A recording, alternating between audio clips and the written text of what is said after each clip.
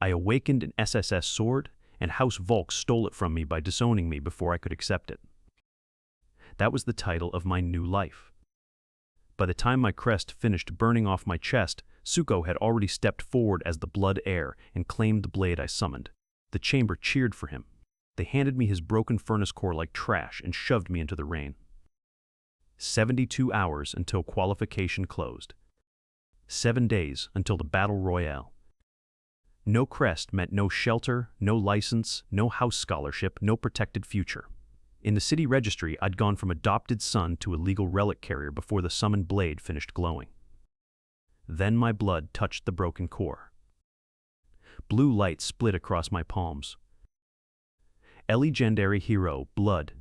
Upgrade, confirmed. And the dead relic whispered, with impossible relief, 0, you finally came back. I didn't answer at first. I couldn't. My whole life had just been measured, priced, and discarded, and now the relic they called worthless knew my name better than my family ever had. The worst part was not that they hated me. Hate at least would have meant they saw me. House Volk had done something colder. They had weighed my usefulness, found a cleaner way to keep the sword, and expected me to keep breathing quietly outside their walls. That was the first lesson the broken core taught me before it ever built armor.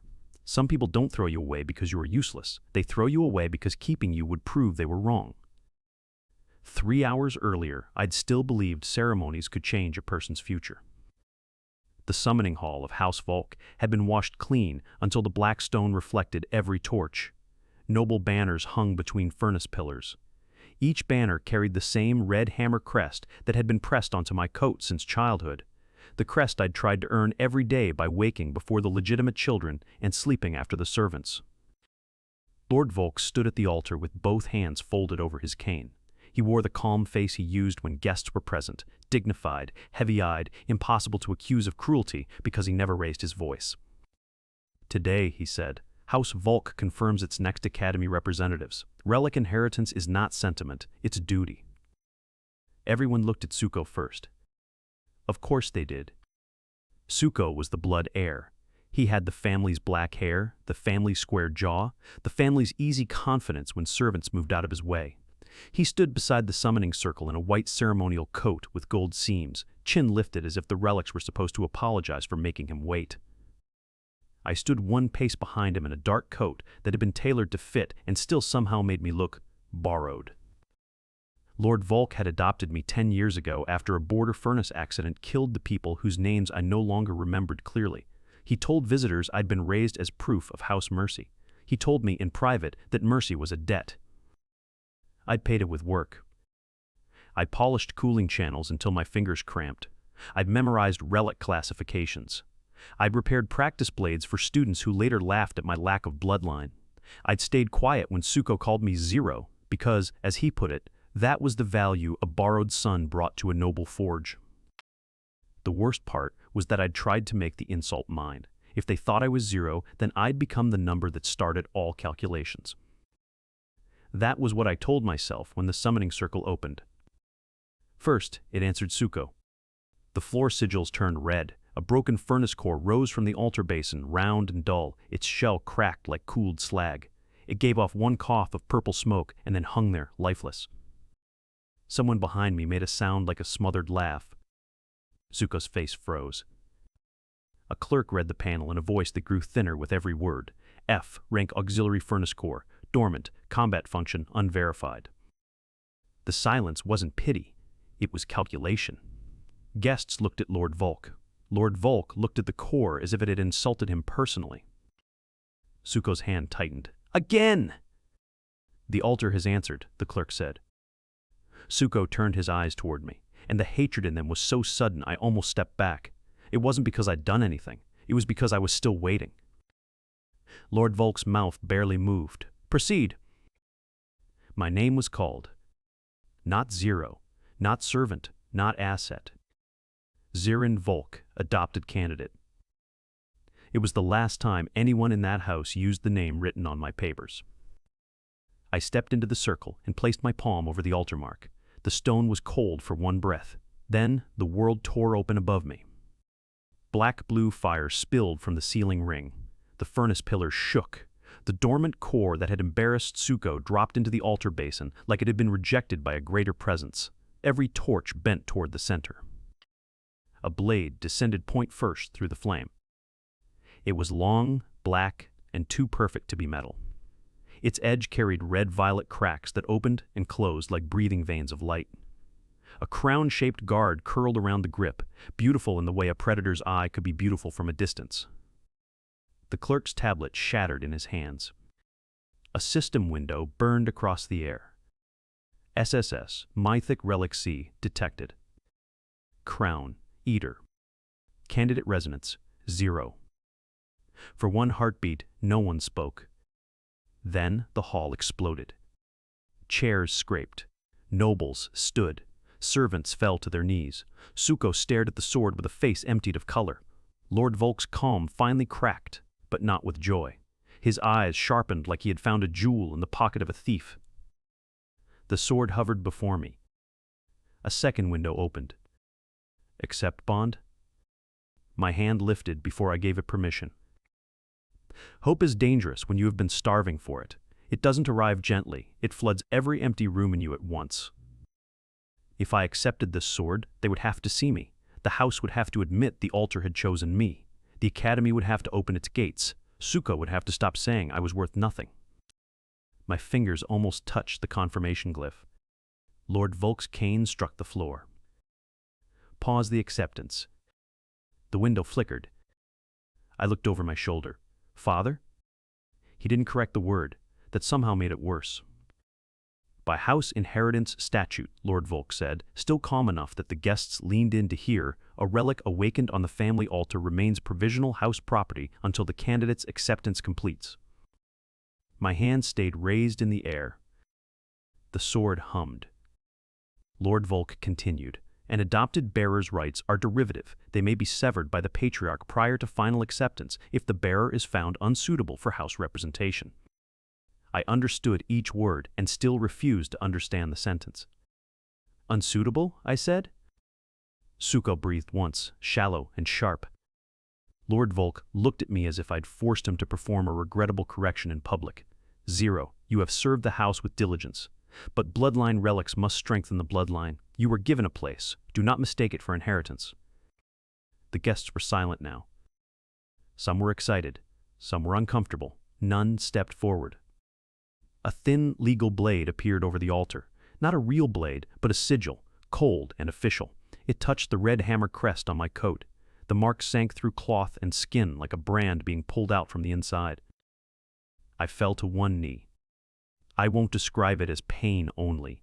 Pain is simple. This was classification. It was the feeling of every document, every meal, every trained smile, every son spoken in public being removed and filed under temporary expense. The crest burned away. Blood ran beneath my collar and down my hand. House affiliation severed. Adopted beer's status, Newell. ACCE peptins interrupted. The sword drifted away from me. No, I said. It wasn't loud enough to matter. Suko stepped forward. Lord Volk turned toward him. Suko of House Volk, blood heir, claim the relic for the family. Suko's eyes flicked to me. In them I saw shame first, not guilt. Shame. He had received the dead core. I'd awakened the impossible sword. This was the moment he could have refused. Instead, he smiled. I accept, he said. The sword's red-violet cracks flared. The window changed. Candidate resonance overridden by House Bloodline statute. Provisional bearer, Suko of House Volk. The grip settled into his hand. The hall erupted a second time, louder than before, because nobles prefer miracles when paperwork makes them comfortable. Suko lifted Crown Eater. It answered him with a violent flash that bent the torch flames backward. For an instant, I thought the blade looked at me. Not with eyes, with hunger. Lord Volk signaled the clerk. The broken furnace core rose again from the basin, dull and cracked, still wearing the humiliation Suko had shed. Compensation, Lord Volk said. The core dropped into my arms. It was heavier than it looked. Under disowning statute, he continued, The house may provide a rejected bearer with a non-combat auxiliary item of negligible value. Take it, and be grateful that House Volk doesn't pursue damages for altar disruption. I laughed once. I didn't mean to. The sound came out wrong, small and scraped raw. You stole my relic, I said. Lord Volk's face didn't change. The relic was never yours. Suko lowered the sword until its black edge hovered near the stone between us. Do not embarrass yourself further. I looked at him. You know what answered me. His fingers tightened around the grip. The red cracks pulsed. It answered the house, he said. You were only standing where I should have been. That was the moment something in me finally stopped begging. Guards took my arms. I was too weak from the crest severance to fight them. They carried me through halls I'd cleaned, past servants who pretended not to see, past the forge yard where I'd learned the sound of good steel by ear because no noble tutor wanted to waste time on me. Rain had started by the time they opened the outer gate. One guard hesitated. He was older, with a scar across his nose. He didn't meet my eyes when he shoved the furnace core against my chest. Leave before Lord Volk changes his mind, he muttered. The gate shut. The house crest vanished from the city ledger with a soft blue flash reflected in the wet street. I stood in the rain with a dead core in my arms and blood cooling under my collar. Across the city, academy bells rang the evening count. A public timer appeared on the distant registration tower.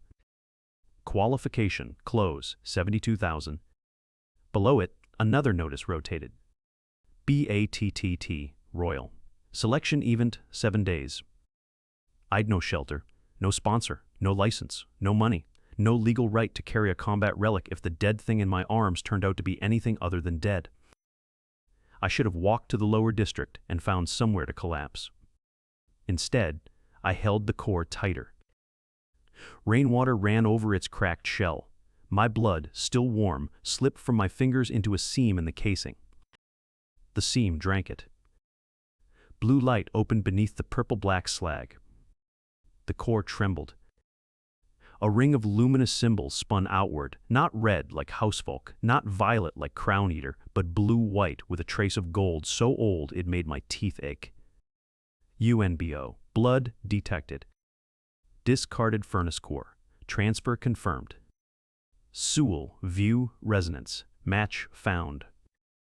I stopped breathing. The casing unfolded one petal at a time. There was no blade inside, no gem, no simple engine.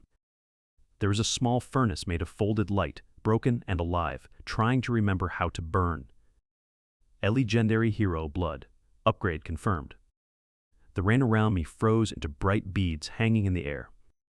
A curved band of metal and light formed above the core. It moved toward my face, then stopped, as if asking permission.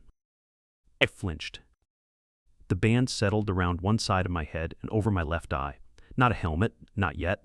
A partial visor, thin and incomplete, with tiny blue markers trembling at the edges of my vision. Then the voice came. Zero. You finally came back. I staggered against the gate.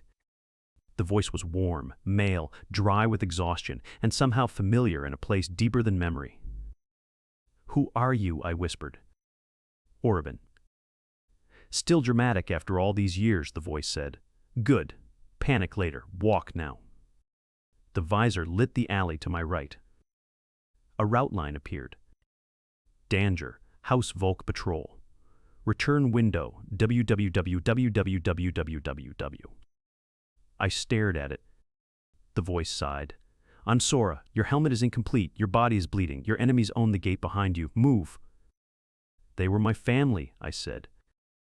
The route line flickered, softer now. No, Sora said. They were your owners. There's a difference. You can mourn it while walking. I hated him for saying it. I followed the blue line anyway. Every step made the empty place on my chest sting. The removed crest was not just skin deep. City wards looked for it. Gate clerks looked for it. Credit boards looked for it. Without that mark, even buying a practice permit would take signatures I no longer had. Sora knew it too. He did not comfort me. He kept the route moving. At the time, I thought that was cruelty. Later, I understood it was mercy in the only form he could afford, One more corner, one more breath, one more chance not to be caught standing still. The route Sora drew through the lower streets didn't lead to safety. It led to a public service board. By then the rain had thinned into dirty mist, and my legs shook every time I stepped off a curb. The partial visor kept sliding data across my vision: alley temperatures, patrol intervals, unsafe rooftops, the pulse in my own neck. Every new marker made me angrier. "Stop putting numbers on me," I said. "I'd love to," Sora replied. "Your numbers are currently terrible." "You know my name." "Yes." "You know what this core is." "White, mostly." "You know why Lord Volk gave it to me." "That one is easy. He is arrogant, cruel, and bad at evaluating things that don't flatter him." I stopped under the awning of a shuttered ink shop. "And you know me from before." The visor went quiet long enough for the city to fill the silence. Wheels hissed through wet stone. Someone laughed inside a tavern. Academy bells marked another hour gone. "Qualification close, 68,000, 43,009. Sora said, "I know enough to get you through the next street. That's all you can use right now." "That's not an answer." "No, it's triage." I wanted to rip the visor off. I tried. The blue band stung my fingers and refused to move. "Tucci," Sora said. "You're attached to my face." "Partially. If I were fully attached, you would be complaining about the hair compression." The absurdity of it almost made me laugh. It came out as a cough. Sora's markers shifted toward the service board. "You need money, registration access, shelter, and proof you're not a dangerous, irregular carrying house property." "I'm carrying house trash." "Useful trash, the best kind." The service board stood beside the lower market, half academy tool and half city notice slab. Students could accept sanctioned hazard jobs there for small pay, merit records, and salvage rights. I'd cleaned boards like it for House Volk representatives. I'd never been allowed to accept one under my own name. A group of academy hopefuls stood near the board, dry beneath oiled cloaks. Two wore noble practice armor. One had a C-rank heat spear strapped across his back. They looked at my soaked coat, the missing crest mark, and the cracked core clutched against my ribs. One of them smiled. "House Volk lost something?" Another squinted. "No crest. That's the adopted one, right? The one Suko replaced?" The first boy leaned closer. "Careful. His relic might collapse from embarrassment." I kept walking. The service board scanned me and flashed yellow. Registration. Error. House sponsor not found. Candidate status. Unverified. Available tasks. Unsponsored Lao. Risk only.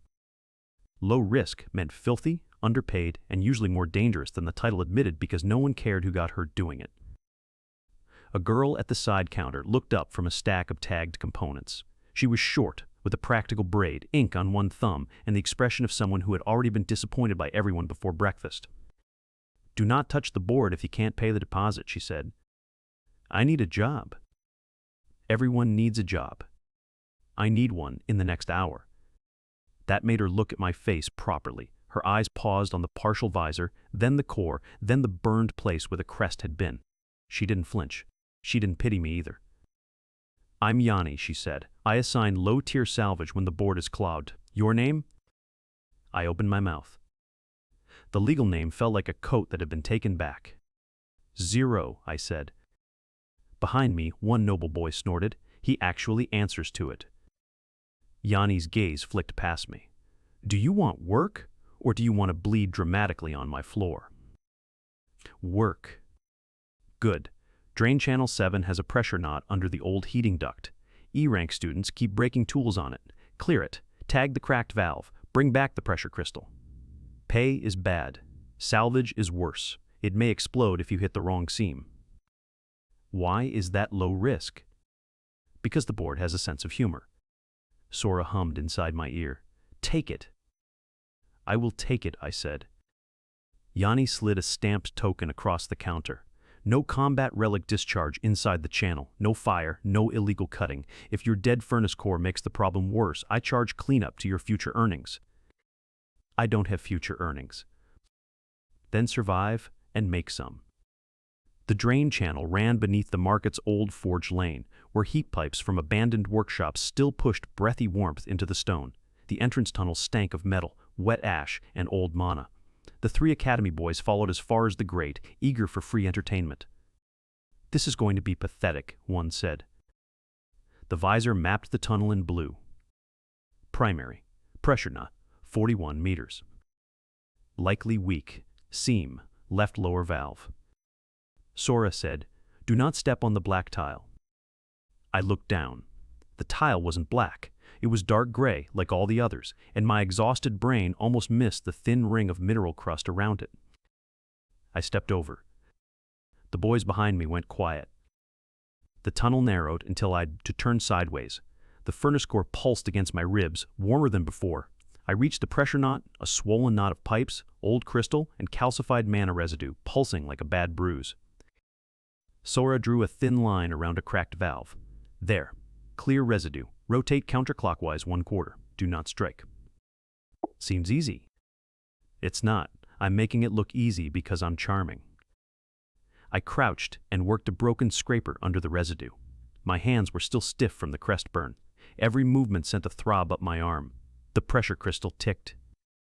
I cleared the seam. I rotated the valve. The knot sighed. For one glorious second, I thought hidden relic guidance had solved my first problem. Then the floor under my right knee clicked. Sora's root line flashed red. Secondary pressure, release, unmarked. "Move," he snapped. I threw myself sideways. Steam blasted through the place my face had been, not enough to kill instantly, enough to blind, burn, and drop me under a pipe that would have ruptured next. I hit the wall shoulder first and slid down, shaking. "You didn't mark that," I said. "I didn't see it." "You're the helmet." "I'm half a helmet built from scrap and your stubborn blood. Congratulations, we both have limitations." The pressure knot began to pulse faster. From the grate, someone yelled, "Did the trash relic explode yet?" I looked at the unmarked release port, the weak seam, and the steam rhythm. The visor could show me danger, but it couldn't choose for me. It had shown the first valve because that was the standard repair. The second release had been hidden by old mineral growth. The system hadn't failed to save me. I'd failed to verify. I took a breath. "Show the rhythm, not the answer," I said. Sora went still. Then the overlay changed. Instead of a route, it showed pulse intervals, 3 quick beats, 1 long pressure swell, 2 short reliefs. I waded through 1 cycle. My hands wanted to hurry. The timer in my mind screamed about qualification, shelter, Suko, Crown Eater, the gate closing. I waited anyway. On the second short relief, I jammed the scraper into the mineral crust around the hidden port and twisted the old release ring open. Steam vented upward instead of outward. The pressure knot collapsed into safe blue.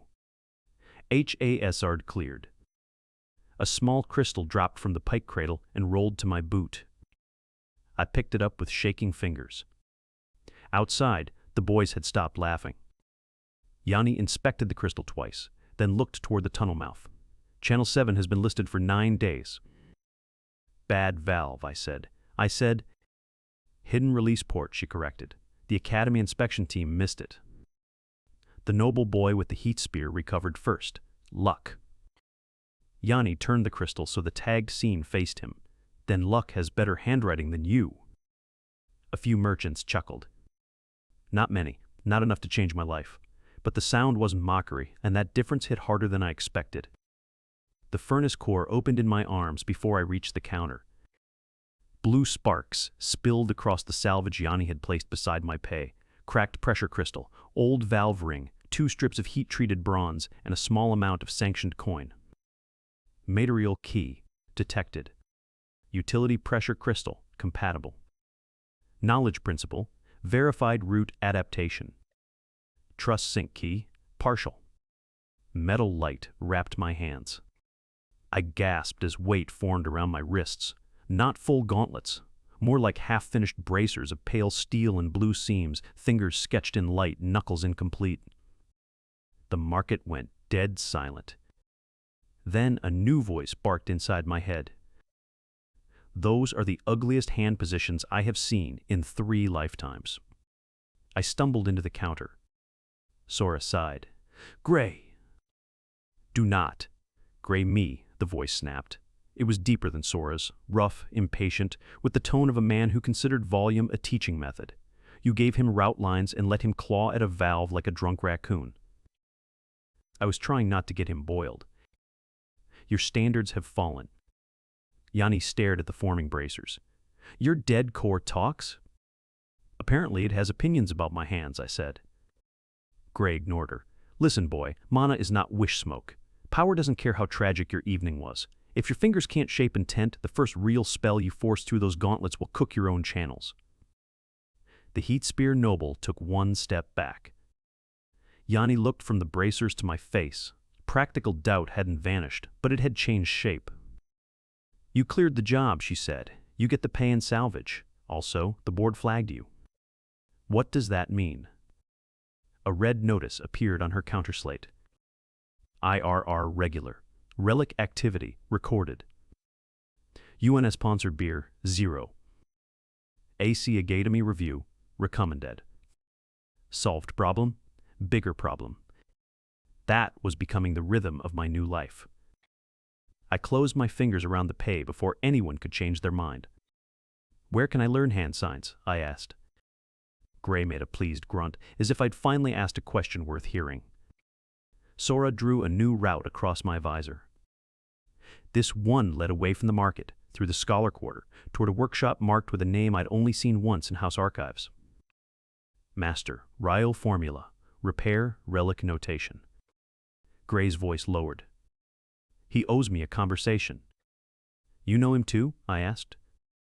No, Gray said, but I knew the ancestor who taught his family not to hold a hammer like a spoon. Move. I looked back once at the service board. The boys who had mocked me were reading the irregular relic notice with the nervous focus of people realizing a joke had become paperwork. Yanni slid a folded cloth bundle across the counter. Inside was bread, a strip of dried meat, and an old practice bandage. This comes out of your next job, she said. I almost said thank you. The word stuck because gratitude felt dangerous now. Yanni understood anyway. Do not die before you owe me money. I tucked the bundle under my arm and followed Sora's line into the city. For the first time since the gate closed, I'd coins, salvage, and a reason to keep my hands open instead of fists. For the first time since the sword left my reach, I'd something that grew when I learned instead of something that shone because I was useful to someone else. That difference mattered more than the coins. Crown Eater had answered the bloodline and the ceremony. The Furnace Core answered pressure, damage, choice, and the ugly little lessons nobody applauded. If I wanted it to grow, I could not simply demand power. I had to make myself into the kind of problem it could solve. Master Ryo's workshop had no signboard fancy enough for the Scholar Quarter.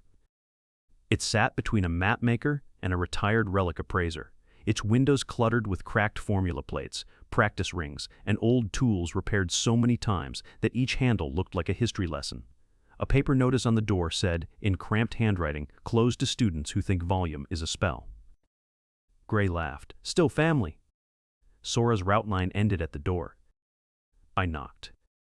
Nothing. I knocked again. A voice inside said, if you're selling Academy subscription tablets, I have 3 broken ones and no guilt. I need instruction, I said. Then apply to a school. I'm unsponsored. Then apply to a cheaper school. Gray growled. Tell him his great-grandmother's hammerfoot was 2 degrees crooked until I fixed it. I stared at the empty air. That's your proof? It was a scandal at the time. Sora said, try something less insulting first. The door opened 2 inches. Master Rio peered out through round lenses. He was older than Lord Volk, but looked less brittle, with silver hair tied low, ink stains on his sleeve, and the suspicious eyes of someone who had survived many confident idiots. His gaze moved from my missing crest to the core to the half-formed gauntlets. No, he said, and began to close the door. I put my hand against it. The gauntlet flared, incomplete fingers shaking. I awakened a relic I don't understand, I said. I need hand signs before it hurts someone. Then stop using it. I tried.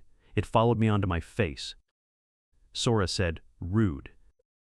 Master Rio froze. His eyes narrowed. Did it just speak? Gray didn't wait for permission. His voice boomed through the gauntlet with enough force to rattle the door chain. Ryo's line still keeping the thumb too high on third seal? Master Rio went pale. Who said that? The man who told your ancestor that a crooked thumb made a crooked barrier, and she told me she would rather break her thumb than admit I was right. The chain slipped from Master Rio's fingers. He opened the door all the way. For a few breaths, he wasn't a suspicious scholar. He was a child hearing a family ghost call from a room everyone had sworn was empty. My grandmother's grandmother wrote that phrase in the margin of her first formula book, he said. No archive copy contains it. Gray snorted. Good, she was embarrassed.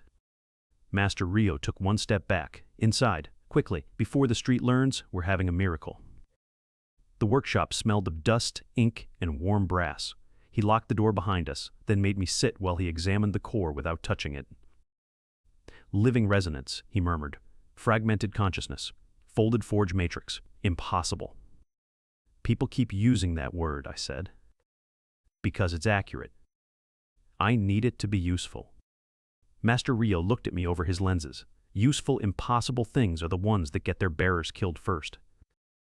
Gray made an approving noise. This one can be taught. Rio set 5 slate plates on the table. Each bore a simple mark, concept, intent, structure, mana, gesture. He tapped them one by one. Most sponsored students learn these as separate subjects because rich houses enjoy wasting time. In real casting, they happen together. Think wrong, move wrong, breathe wrong, and the spell does not care how tragic your backstory is. Gray gave a pleased grunt.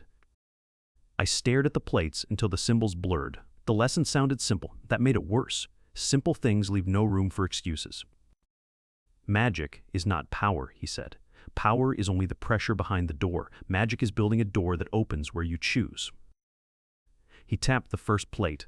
Concept knowledge. You must understand what you're asking reality to do. Second, intent, not emotion, direction. Third, structure.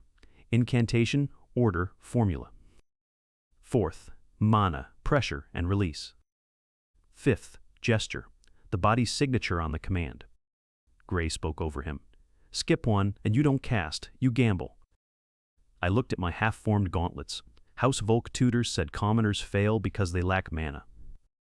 Rio's mouth twisted. Noble tutors say many convenient things. He gave me a beginner sequence meant to create a palm-sized shield of compressed air. The spell should have been safe. The key phrase had only 3 terms. The hand signs used 2 fingers and a wrist turn. I failed it 6 times. The first failure produced nothing. The second sparked blue light that snapped backward into my wrist. The third made Gray shout, "Your thumb is not decoration." The fourth knocked a stack of plates off the shelf. The fifth produced a shield so thin it burst when Rio breathed on it. The sixth sent feedback up both arms and made my gauntlets flare hot enough that I dropped to one knee. Rio was beside me instantly, forcing my hands open. Stop, the channels are inflamed. I can try again. You can also fall unconscious and lose 12 hours you don't have. Qual, Ficatition Close, 52-118-44. The timer burned in the corner of my vision. Sora said softly, "He is right." I hated those words more when they were gentle. Rio wrapped my forearms with treated cloth while Gray muttered about bad fundamentals and worse courage. The bandages cooled the sting but did nothing for the humiliation. I'd awakened an SSS sword, I'd cleared a hidden hazard, yet a beginner shield had defeated me because my fingers couldn't obey knowledge quickly enough. Rio placed a cup of bitter tea beside me. Potential is not permission to be reckless. Reckless is all I have time for. No, reckless is what powerful families call training when someone else pays the injury cost. You need efficient. He worked me through the sequence without mana until my hands shook from repetition. Concept, intent, structure, mana, gesture, again, again, again. At midnight, the shield formed. It was small, crooked, and ugly. It held against Ryo's tapping rod. Gray grunted. Barely acceptable. I smiled, despite myself. Then an academy notice appeared on Rio's wall slate. UN-sponsored, irregular candidate review. Combat proof, required within 48 hours. Failure to provide proof may result in relics, seizure, or public safety hold. The smile vanished. Rio read the notice twice. They flagged you fast. House Volk? Maybe. Maybe the board. Maybe both. Sora projected a route map toward the monster field gate north of the city. There's a sanctioned training field with low B threat containment and low C threat edges. A combat-proof crystal can record there. Possible? I asked. Sora hesitated. That's not safe, I said. Possible and safe are cousins who stopped speaking centuries ago. Rio's hand closed around his teacup. No, he has unstable gauntlets and channel inflammation. Gray said, he also has 48 hours. The workshop went silent. I understood then that none of them could save me from the shape of the world. Sora could mark a route. Gray could correct my hands. Rio could teach. But the academy wouldn't pause because I'd been betrayed. House Volk wouldn't stop because I was injured. I stood. Rio swore under his breath and gathered field tags, a small recorder crystal, and a patched cloak. If you're going to be foolish, we will make the foolishness documented. The monster field gate opened under a gray dawn. Beyond it stretched training land scarred by barriers, stone markers, and old impact craters. Low-ranked candidates used the inner lanes. The outer lanes held hazards strong enough to prove combat capacity, but weak enough that academy officials could pretend they were controlled. Sora marked a blue path. Proud, possible. Below it, in smaller letters, S.A. Fetty, not guaranteed. No commentary? I asked. I'm trying not to repeat myself. The first construct came from under a shale ridge, a stone-mantled crawler with hook legs and a furnace-hot core buried under its throat. Its movement looked slow until it lunged. The visor marked the weak point. The gauntlets tightened around my hands. I drew the beginner shield and stepped left. Too late. The crawler's hook slammed into the shield, shattered it, and sent me rolling through gravel. Pain flashed white along my ribs. The recorder crystal chimed, faithfully capturing my failure for the academy. Gray shouted, "Your body didn't believe your eyes." I saw it. You didn't move like you understood it. The crawler came again. I tried to force mana into the gauntlets. They answered with too much heat. The half fingers locked around a punch I couldn't control. I struck the crawler's side, cracked stone, and nearly lost my balance as the recoil tore up my arm. Sora marked retreat lines. I hated them. Then the crawler's second hook came from the blind side, exactly where the visor had warned, but my exhausted body had failed to turn. For one clear instant, I understood I was about to lose not because I lacked power, but because I'd mistaken seeing the answer for being able to live through it. Something moved between my body and the hook. Not my arms. The core opened. A pale breastplate formed over my chest in one violent flash, incomplete at the edges, blue seams burning through the rain-damp cloak. It dragged my torso backward and caught the hook on its surface. The impact drove every breath from me and threw me into the mud. The crawler reared for another strike. "Down," a woman's voice said. Calm, low, absolute. I obeyed before I knew why. Gray's gauntlets seized the ground. The shield sequence snapped into place, cleaner than before because I didn't force it. Sora marked the pulse. I waited half a beat and struck under the throat with a compressed air burst. The crawler's core cracked. The construct collapsed. Combat proof, partial success. Material, key, detected, gourd plate fragment. Protection principle, activated. I lay in the mud, shaking so hard the system text blurred. The new voice spoke again. "Do not thank me yet. I moved you without full consent because the alternative was death. That can't become habit." "Who are you?" I asked. Sora sees. Gray shapes. I guard. Sora's tone softened. "Urza!" The chest plate cooled against my ribs. It didn't feel like armor I wore. It felt like a promise wrapped around a wound. Rio reached me a minute later, cursing like a man half his age. He checked my breathing, the recorder, and the shattered construct. "You survived," he said. "Barely. Barely is still a category." I laughed, then regretted it because my ribs protested. Real held up the recorder crystal. Inside it, blue light replayed the fight, my failed shield, my bad punch, the chestplate save, the final controlled strike. "It will count as proof if Saki is on duty," he said. "Who is Saki?" "An academy witness with an inconvenient respect for procedure." I closed my eyes. Procedure had stolen my sword.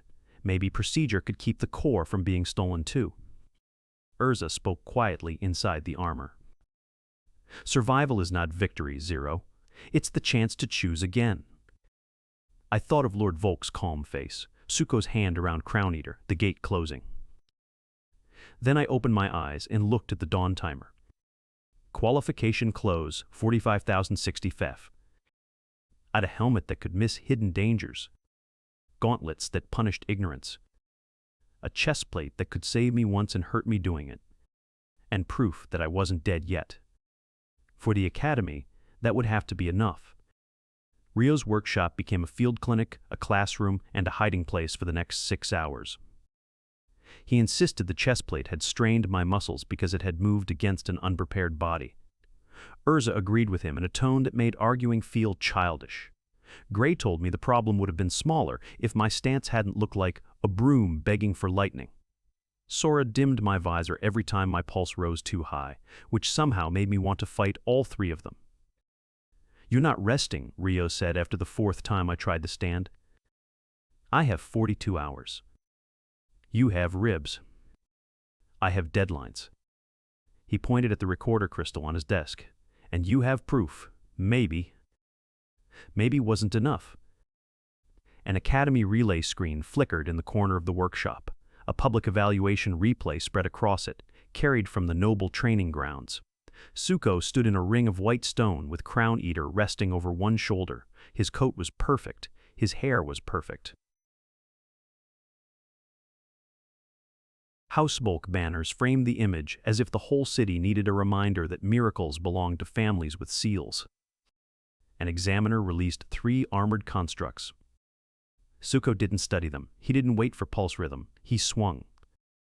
Crown Eater's red-violet arc passed through the first construct and pulled light out of it as if drinking. The second construct froze, then collapsed inward. The third tried to retreat. Suko cut it anyway. The watching nobles cheered. A commentator's voice rang from the relay, a historic performance from Suko of Housebulk. "The SSS sword appears to respond beautifully to bloodline command." My gauntlets creaked. Urza warned, "Breathe." On the screen, Suko smiled. But when he lowered Crown Eater, a thin red mark flickered near his wrist. It vanished before the camera centered on him. Sora's visor captured the frame and isolated it. Anomalous. Absorption trace. "Is the sword hurting him?" I asked. No one answered quickly. That scared me more than a yes. Gray finally said, "It's feeding him victories faster than he can understand them." "And me?" I looked at the bandages, the aching chestplate, the shaking gauntlets. "I'm learning too slowly." Rio turned off the relay. Fast power and earned power are not the same race. They're when the gate closes. The Academy Registration Hall made Housebulk's summoning chamber look honest. At least the summoning chamber had shown its cruelty openly. Registration hid its teeth behind polite counters, rotating notices, and clerks who never said no when they could say pending review. I arrived before noon with Rio on one side and the recorder crystal in my pocket. My partial helmet remained visible because Sora said hiding it would turn suspicion into panic. The gauntlets were dimmed. The chestplate sat under my coat like a second heartbeat. Students stared. Some recognized me immediately. Is that House Volk's discarded one? He brought the core? No crest. He can't register. The main clerk scanned my wrist and frowned before the slate finished glowing. Candidate has no house sponsor, no active crest, and no approved independent license. I have combat proof, I said. That can't be accepted until candidate status is confirmed. I need candidate status to submit combat proof. Wasen? The clerk's expression suggested this circle wasn't her invention, merely her shelter. Rio leaned forward. Which statute blocks an unsponsored applicant from provisional test if relic activity has already been recorded by a city board? The clerk hesitated. A young woman at the adjacent witness desk looked up. She had straight dark hair pinned with a silver academy clip, a narrow face, and eyes that missed very little. Her uniform wasn't decorated, but the witness badge at her throat carried authority, field evidence, procedural review, test validation. Saki, Rio said. Master Rio. Her gaze moved to me. You're the irregular relic user from Channel 7? That sounds worse than zero, but yes. House Volk has already submitted a caution note. Of course they had. The clerk looked relieved to have someone else take responsibility. Saki accepted the recorder crystal from Ryo and played it without comment. She watched the entire field fight, my failed shield, my bad recoil, Urza's emergency move, the final controlled strike. When it ended, she asked, "Can you repeat controlled output under observation?" Rio started to object. I said yes. Gray muttered, "We have different definitions of yes." Saki heard none of the spirits, but she watched my face like she knew there was an argument happening behind it. Then I can authorize a provisional floor test, not acceptance, not endorsement, a test. The noble students nearby perked up. One of them stepped forward before the clerk could assign an examiner. He wore a polished shoulder guard and a thin smile I recognized from every hallway House Volk had ever made me cross. "I volunteer as pressure witness," he said. "If the Cressless candidate is legal, he should survive a basic exchange." Saki's eyes narrowed. Name. Ren of House Kale. The name meant money, not patience. His relic was a C-rank chain spear with bright blue links that spun around his wrist. Sora whispered, "He's trying to force uncontrolled output." Urza said, "Do not meet cruelty with panic." Gray said, "Also, his left foot is lazy." The test floor unfolded beneath us. White tiles, barrier rails, witness crystals rising at the corners. A crowd gathered with the speed of people smelling scandal. Saki lifted a hand. Win condition, clear controlled advantage, or forced yield. Excessive damage invalidates the applicant. Ren smiled wider. Hear that, Zero? If you hurt me, you fail. If you can't hurt me, you fail. I understood the trap. Housefolk had taught me that legitimacy often came dressed as a rule that only one person could afford to obey.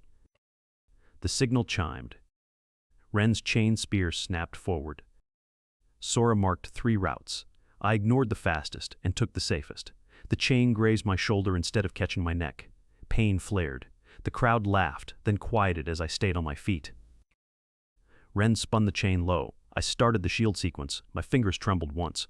Gray barked the correction. I fixed the thumb angle. The shield formed between chain and knee, cracked, but held. Better, Gray said. Ren frowned and surged in with the spear point. A hot part of me wanted to break his arm. It would have been easy to try. The gauntlets were hungry for a real strike. My chest burned with the memory of Suko holding Crown Eater. Erza spoke, calm as a hand on the back of my neck. Guard what you came to prove. I let the spear scrape across the chest plate instead of countering at his throat. I stepped inside the chain's circle, caught the haft with one gauntlet, and released the smallest compressed air burst I could manage into the floor behind his heel. Ren lost balance. I twisted, pinned the chain under my boot, and stopped my fist 1 inch from his face. The test floor went silent. Controlled. Advantage confirmed.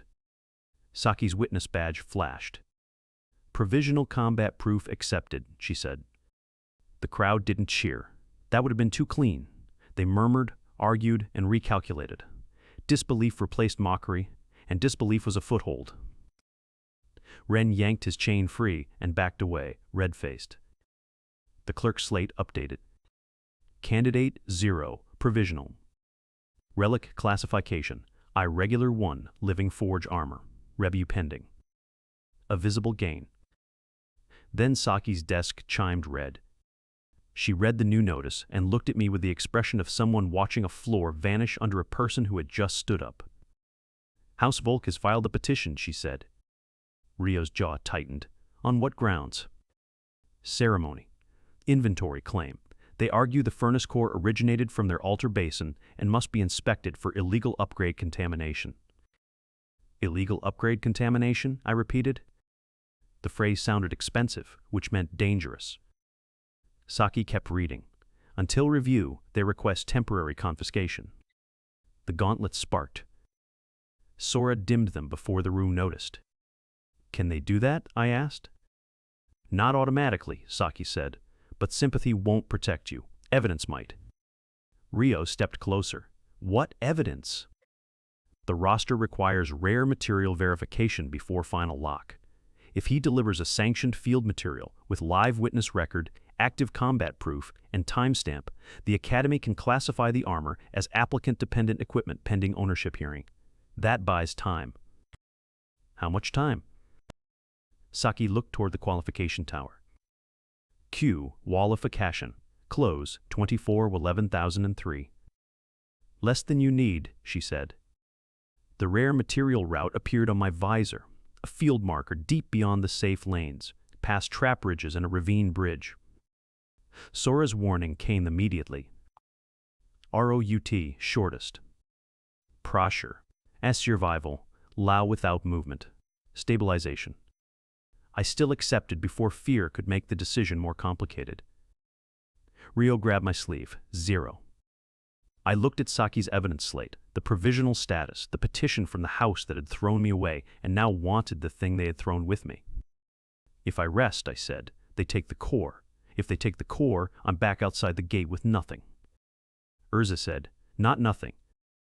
I touched the chest plate under my coat. No, I said, not nothing, but not enough. Saki stamped a field token and handed it to me. Bring back the material and a living witness if possible. If possible? This route has a bad habit of making witnesses necessary. The crowd parted as I left. No one called me trash. That should have felt like victory. Instead, the silence followed me like a clock. Because silence can be respect, but it can also be waiting. The Academy had not chosen my side. The crowd had not become loyal. They had only seen enough contradiction to stop laughing. That was useful. It was not safety. Saki's stamped token felt heavy in my pocket, not because it protected me, but because it proved the next failure would be documented cleanly. The Northfield gate opened for me with the enthusiasm of a mouth deciding whether to bite. Saki's token gave me legal access to the rare material route. Legal didn't mean safe. It meant the Academy had recorded my decision clearly enough to avoid blame if I failed. The sky beyond the barrier was bright and cold. Trap ridges cut the field into jagged lanes. Farther out, a ravine split the stone, and beyond the ravine rose a cluster of mineral towers where the material marker pulsed. Target, storm, cured impact ore. Return deadline, 18/19. Sora traced the shortest route. We need speed. Gray said, we need legs that know what they're doing. A new voice clicked her tongue in my left ear.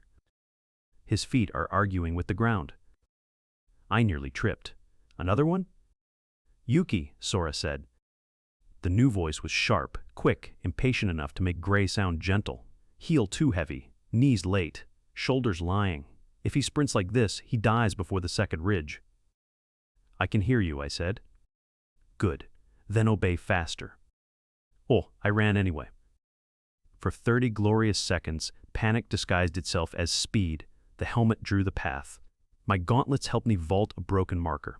The chest plate held my breathing steady. I thought maybe the armor pieces would simply carry me forward if I wanted it badly enough. Then the field corrected me. A stone plate snapped upward beneath my lead foot. I tried to leap. My body went straight when the route required an angle. The plate clipped my shin and set me spinning toward a line of pressure spikes rising from the ground. Yuki swore in a language I didn't know and forced one knee inward just enough to change my fall. I crashed shoulder first between the spikes instead of onto them. Pain burst through my leg. Immobility, failure. Yuki's voice cut through my gasp. Speed is not forward. Speed is choosing the angle before the ground chooses for you. I was following the route. You were worshipping the route. Different mistake. Sora said nothing, which meant she was right. I pushed up. The deadline didn't care that my shin throbbed. Behind me, field recorders floated above the ridge, tiny academy crystals capturing every stumble. Again, Yuki said. We moved slower. That was the humiliating secret. To become faster, I'd to stop rushing. Yuki broke the route into cuts. 3 short steps, hip turn, weight skim, knee release, push from the outside edge. The first time, I fell. The second time, I overcorrected and slammed into a barrier post. The third time, I felt the angle before the visor finished drawing it. The world opened sideways. My legs didn't become stronger. They became smarter. Blue light spilled from the core down into my trousers and boots, threading around knees and thighs. Pale armor formed in segmented lines, not heavy plates but flexible bracing, each seam lighting when my weight shifted correctly. Material key, route stress verified. Knowledge principle, angle before speed. Trust, sync, Yuki, partial. LEGS formation, stable, Lao output. Yuki sounded almost satisfied. Now don't ruin my work. I laughed because the alternative was shaking. The new movement carried me through the second ridge. Trap plates rose where I'd been, not where I was.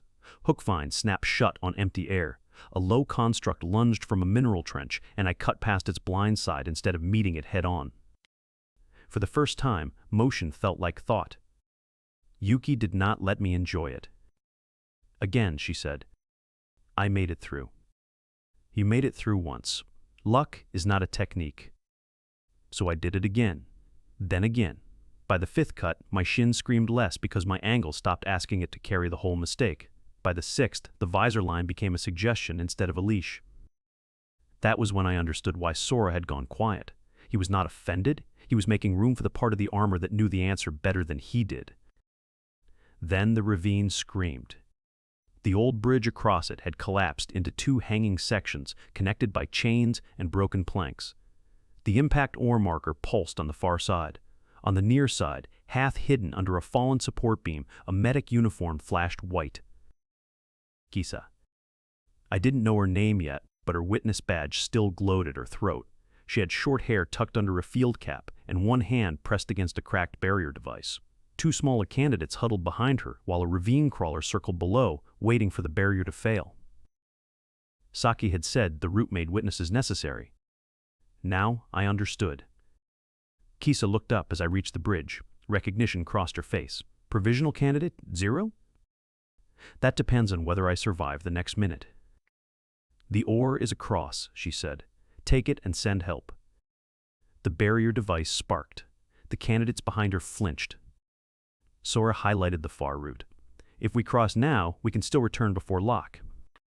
Urza said, the barrier won't hold. Gray said, we can't carry 3 people and ore with his current output. Yuki said, the jump is possible, the landing is not.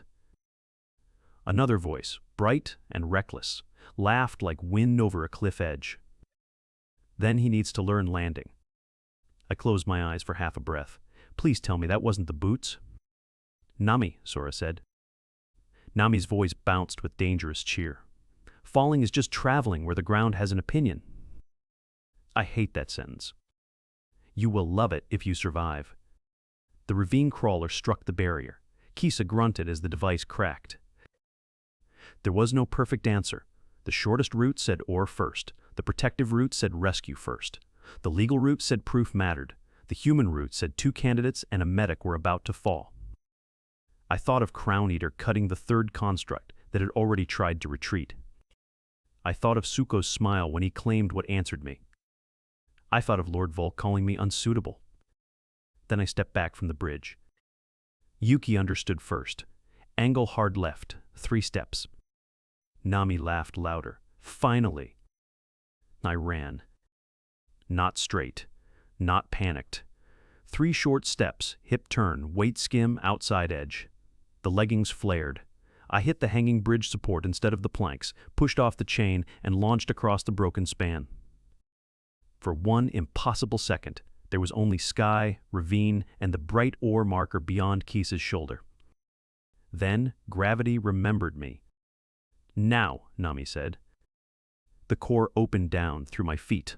Armor formed around my boots in layered blue-white plates, heels bright with impact rings, not wings, not flight. A promise that landing could be survived if I paid attention. Material K, impact risk. Co, now. Ledger principle, landing is a decision. Trust, sink, protection under deadline. Boots, formation, emergency stable. I struck the far bridge section hard enough to crack stone. Pain shot up both legs and turned my vision white at the edges, but the boots bent the impact outward in a ring that knocked the ravine crawler back from the barrier.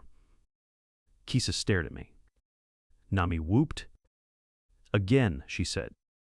No, I said through my teeth. The bridge support groaned. Actually, Sora said, again is mandatory. The next minutes became pieces. Gray locking my gauntlets around the fallen beam. Urza bracing my chest as I lifted, Yuki cutting my steps between collapsing stones, Nami forcing every landing into a controlled shock instead of a bone-breaking drop. Kisa got the two candidates across first, then shoved the storm-cured impact ore into my arms. Why did you come back? One candidate asked, shaking. I almost said because I needed the witness. That would have been partly true and entirely ugly. Because you were there, I said. Kisa heard it. Her expression changed, not soft exactly, but marked. She pressed her witness badge and recorded a field statement with professional precision. Medic Kisa, Academy Field Witness. Candidate 0 diverted from rare material route under active roster deadline to assist trapped candidates and stabilize bridge hazard. Protective conduct observed. Material recovered. Injuries likely. Likely? I said. You're standing out of spite. I'm being polite. The return route was worse. If you were's Bolnados. Unlocking boots didn't make pain vanish. Every burst came with a cost. The leggings guided angles, but my muscles were already full of trembling heat. The boots absorbed enough impact to prevent disaster, then passed the remainder into knees, hips, back, and breath. More than once, Sora marked a rest point, and the deadline made me ignore it. More than once, Urza threatened to lock my chest plate if my breathing failed. More than once, Gray called me an idiot and then corrected my hand so I could clear a barrier without collapsing. At the final ridge, a pair of field constructs cut across our path. I'd no time to fight properly. Yuki gave me the angles. Nami gave me the landing. Gray shaped a weak burst through the gauntlets. Urza held my center. Sora marked the rhythm. For 3 breaths, the armor worked like 5 people carrying one wounded decision. Then the gate came into view. QULification, close, WAD 6, WAD 44. The guards saw Kisa's badge first, then the ore, then me. Their expressions went through suspicion, disbelief, and reluctant alarm so quickly I'd have enjoyed it if my legs hadn't been trying to resign. Saki met us at the threshold with a slate in one hand. Kisa transferred the witness file. He brought the ore. He also pulled 2 candidates and me off the ravine bridge. Saki looked at me. I tried to stand straighter. Nami whispered, "Do not faint until after the stamp." Saki stamped the file. Final roster material. Accepted. Provisional candidate 0, locked. The status update spread across the public board. Someone in the registration hall said, too loudly, "He made it?" Another voice answered, "With no crest." A third muttered, "Those are not just gauntlets anymore." Visible gain. The core pulsed, and all 5 voices spoke at once. Sora warned about house petition timing. Gray demanded I sit before my stance taught bad habits to furniture. Urza ordered breath control. Yuki complained that my right knee was lying again. Nami asked whether all academy routes had cliffs. Their words collided until the inside of my skull filled with blue-white pressure. The core window opened. Multi, spirit, sync, instability. Final slot, blank. Full, set, coordination, unsafe. I'd earned the roster. I'd earned movement. I'd earned witnesses. And the armor I needed to survive the battle royale was beginning to pull me apart. They put me in a recovery room under the registration hall, which sounded better than it was. It had one cot, two cracked lamps, a water basin, and a monitoring slate that kept producing warnings in polite blue text. Kisa wrapped my legs while pretending not to scowl. Rio argued with Saki outside the open door. I lay still because Urza had taken the choice away from me by tightening the chest plate every time I tried to sit up. "You can't lock my ribs forever," I muttered. "I can try," Urza said. Nami gasped. "That's the spirit." "Do not encourage her." Sora dimmed the visor. "Rest. The roster is locked. The battle royale begins after sunrise on the 7th day. You have time to not destroy yourself for at least 1 hour. Gray said he should use the hour to fix his hand sequence. Yuki said, and his footwork. Nami said, and landing. Urza said, and breathing. Their voices overlapped until the room tilted. S-wine, SRES, rising. I pressed my palms over my eyes, one at a time. They all stopped. Then Gray said, "Fine, me first." Yuki immediately snapped, "Absolutely not." The slate alarm chimed. Rio entered, took one look at the readings, and swore, "Enough. We need a controlled sync trial before he enters the arena." Saki followed him with a stack of forms. A trial now risks disqualification if equipment instability damages Academy property. If he enters without one, he may damage himself. Self-damage also creates paperwork. I opened one eye. I'm touched by the categories. Kisa secured the last bandage and stood. Do the trial in the old training annex. It's shielded, ugly, and already half broken. Saki considered that. That's not an official recommendation. It's a medic's observation. The old training annex sat under the Coliseum approach road. Its floor was ringed with inactive hazard posts, cracked barrier tiles, and old burn marks from generations of candidates proving they were harder to kill than architecture.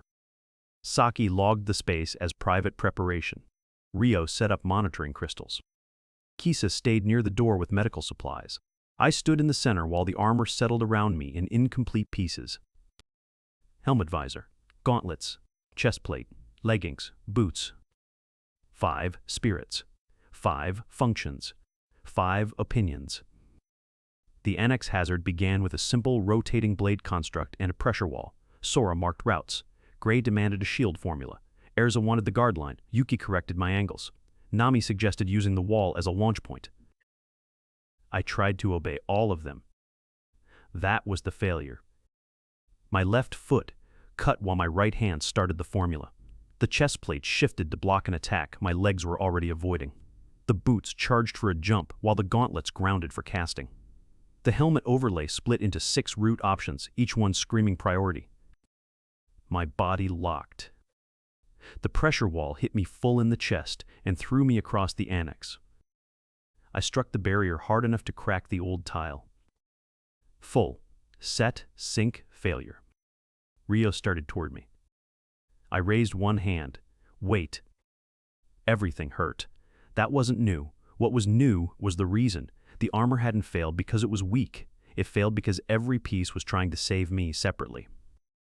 Sora spoke first, quieter than usual. I saw the safest route. Gray said, I needed him grounded to cast. Urza said, the pressure line would have struck his heart. Yuki said, if he stayed grounded, the second blade would take his leg. Nami said, if he jumped early, he cleared both. They were all right. That was the problem. I pushed myself up and looked at the hazard posts resetting. Stop trying to win, I said. Gray barked, excuse me? Not the fight, each other. The annex went still. I wiped sweat from my jaw. Sora, you see routes. Gray, you shape force. Urza, you guard. Yuki, you choose angles. Nami, you land. If I let every one of you command me, I become a rope in a contest. Nami said softly, ropes snap. I nodded. So I need one purpose. Urza asked, and what is it? For a moment, revenge stood ready on my tongue. Make House Bulk admit what they had done. Beat Zuko. Take back the sword. Make every person who laughed lower their eyes. Those thoughts were honest. They were also Crown Eater's shape. I looked at my gauntlets. at the bandages beneath them, at the witness files that existed because Yanni, Rio, Saki, and Kisa had each chosen procedure or practicality over easy cruelty. I want to survive, I said. I want to reach the academy without becoming the kind of person Crown Eater rewards, and if someone is behind me when the next strike comes, I want the armor to move for protection before pride. The core grew warm. Sora exhaled. There he is. The word struck somewhere old. Blue light spilled from every seam. For half a breath, the annex vanished. I stood under a sky full of falling sparks, laughing as someone with Sora's voice shouted at me from a silver helm. Gray was beside me in heavy gauntlets, cursing with joy. Urza raised a shield over wounded soldiers. Yuki darted through smoke. Nami landed from a broken tower, grinning. And at the center of all of them was a person whose face I couldn't see, holding a weapon that changed shape around a vow. Then the memory snapped shut before it gave me a name. The loss of it hurt in a different way from House Volk. This was not theft. It was distance. A door opening just wide enough to show me there had been a room, then closing before I could step inside. For one breath, I wanted to chase the memory more than the deadline. The core pulsed hard enough to pull me back. Not yet. That seemed to be the rule written under every miracle I had been given. I dropped to one knee in the annex. Rio whispered, "What did you see?" "Friends," I said. The core opened its final slot. A new presence unfolded slowly, not loud like Gray or bright like Nami. Elegant pressure filled the armor, the feeling of a commander entering a room where every argument remembered its place. "Kagura," Sora said. A woman's voice answered, smooth and sharp as a drawn line. "I expected more progress." Gray groaned. "Of course that's your first sentence." Kagura ignored him. "0. Request your weapon." "A sword," I said immediately. The final slot flickered red and failed. Kagura's silence was worse than Gray's shouting. "No," she said. "I need a weapon. You named a shape because you're afraid of the sword you lost." I flinched. "But weapon is not a shape," Kagura continued. "It's an answer to a function. What function do you require?" The hazard posts began their next cycle without waiting for my emotional education. Pressure wall, rotating blade, falling tile. This time, I didn't ask for a sword. I need to cross, guard, and stop the core of the hazard without cutting the room apart. Kagura's approval felt like a blade turning toward the right target. Then, ask for that. The final slot flared. Light poured from the core into my right hand. It didn't form a blade. It became a long hooked staff with a crescent brace near the end, part polearm, part locking tool, part shield handle. The shape made sense only when the hazard moved. Sora gave one route. Yuki chose the angle. Nami timed the jump. Gray grounded the formula through the staff's brace. Urza held my center. Kagura directed the function. I crossed under the rotating blade, hooked the pressure wall's side rail, used the staff as a pivot, landed on the falling tile, and drove a compressed shield burst into the hazard core. The room shut down in a clean blue wave. Full, set, sync, stable. Temporary. Temporary mattered. It kept the victory honest. The armor had answered one function under one pressure inside one controlled room. That did not make me complete. It meant the pieces could agree long enough to save my life if I gave them a reason clearer than pride. Rio looked like he wanted to take notes and hide under the table at the same time. "Do not repeat that without supervision," he said. Gray laughed. "He will absolutely repeat it without supervision." I wanted to deny it. I had no evidence. MORPH. Weapon. First function. Unlocked. Warning. Form stability depends on use or understanding. I stayed standing. Barely. Kisa let out the breath she had been holding. Ryo looked like he wanted to write 5 papers and forbid me from moving all at once. Saki checked the witness crystals, then nodded once. "Provisional equipment stability recorded," she said. "Provisional is the Academy's love language," I said. Even Saki almost smiled. Above us, the Coliseum announcement horns sounded the final pre-event notice. Battle, royal, gate opens. 6 million. A tremor passed through the morph weapon. Far away, through a relay crystal in the annex wall, the public arena feed switched to Suko entering his noble preparation chamber. He was surrounded by House Volk attendants. Crown Eater rested across a black stand, its red-violet cracks brighter than before. As my final slot stabilized, the sword on the screen stirred. Suko looked down at it. For the first time in any public image, he seemed uncertain. The feed cut away. Kagura's voice cooled. It felt us. Sora said, "Then the old division still holds." "What division?" I asked. No one answered. "So!" The roster board outside changed to its final form. Candidate 0, Crestless. Irregular living forge armor. My name appeared near the bottom, beneath noble houses, sanctioned schools, and sponsored relic heirs. Suko's name shone near the top. Suko of House. Volk, SSS. Mythic's word, Crown Eater. I stood in the annex with 6 voices in my armor, a temporary morph weapon in my hand, and no illusion that I was stronger than him. But I was no longer empty-handed. And that was enough to walk into the arena. The Academy Coliseum was built to make fear look like celebration. Its outer walls were white stone veined with blue mana lines. Banners hung from every tier. Vendors shouted over the roar of students, nobles, examiners, and city spectators. Projection screens floated above the arena floor, cycling candidate names and relic ranks large enough for the lower districts to read from outside the gates. When Suko's name appeared, the Coliseum cheered. Suko of House Volk. SSS Mythic. Relic, Crown Eater. The screen showed him stepping onto the east platform with Lord Volk behind him. Suko wore black and white armor trimmed in house red. Crown Eater rested in his hand as if it had always belonged there. Light bent around the blade. Even from the opposite tunnel, I felt the pressure of it. The cheers swelled again when Lord Volk lifted one hand. I watched from the candidate staging line, leaning on the morph weapon in its staff brace form because my legs still objected to existing. Then my name appeared. 0. E. Restless. IRRE Geller Living, Forge Armor, Review Pending. The crowd reacted exactly as expected. Laughter first. Then confusion as the image magnified my helmet, gauntlets, chest plate, leggings, boots, and the folded weapon brace in my hand. Then argument. Is that the Volk discard? He qualified? Those pieces weren't there yesterday. Illegal armor. Living, they said. Living. Ren of House Kale stood 2 platforms away and refused to look at me. Several stronger contestants did look, and their expressions told me the arena had done what Saki predicted. I was no longer beneath notice. I was a threat with paperwork still wet. Sora marked the Coliseum zones as they activated. Trap field, barrier maze, vertical platforms, capture flags, monster constructs, candidate duel rings.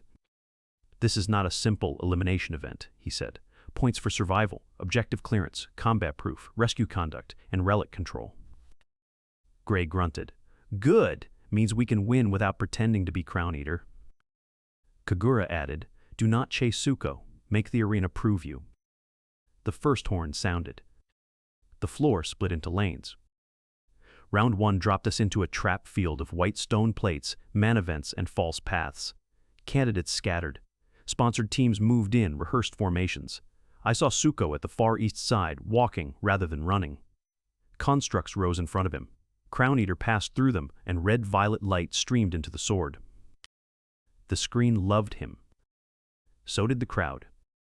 I looked away before jealousy could become a rout.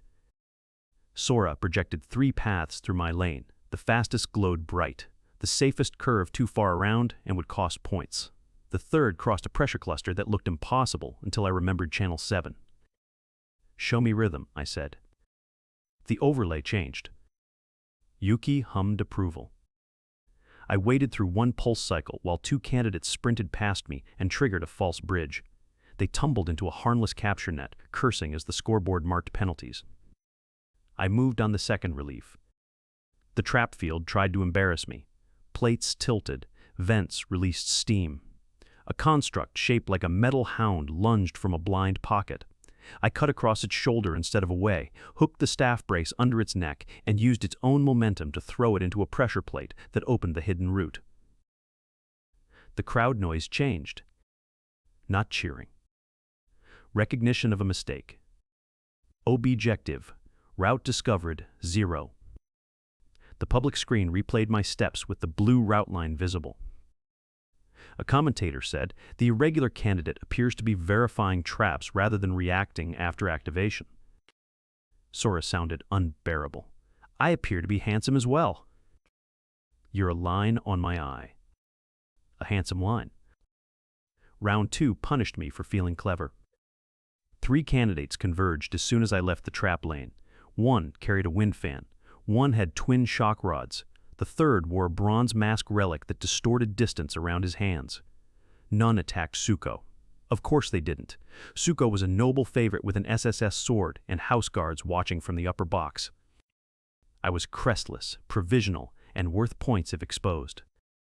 The wind fan hit first, throwing dust into my visor. Sora's overlay broke into static. The shock rods drove in from both sides. The masked candidate stayed behind them, waiting for me to panic into his reach. Gray said, ground. Urza said, guard.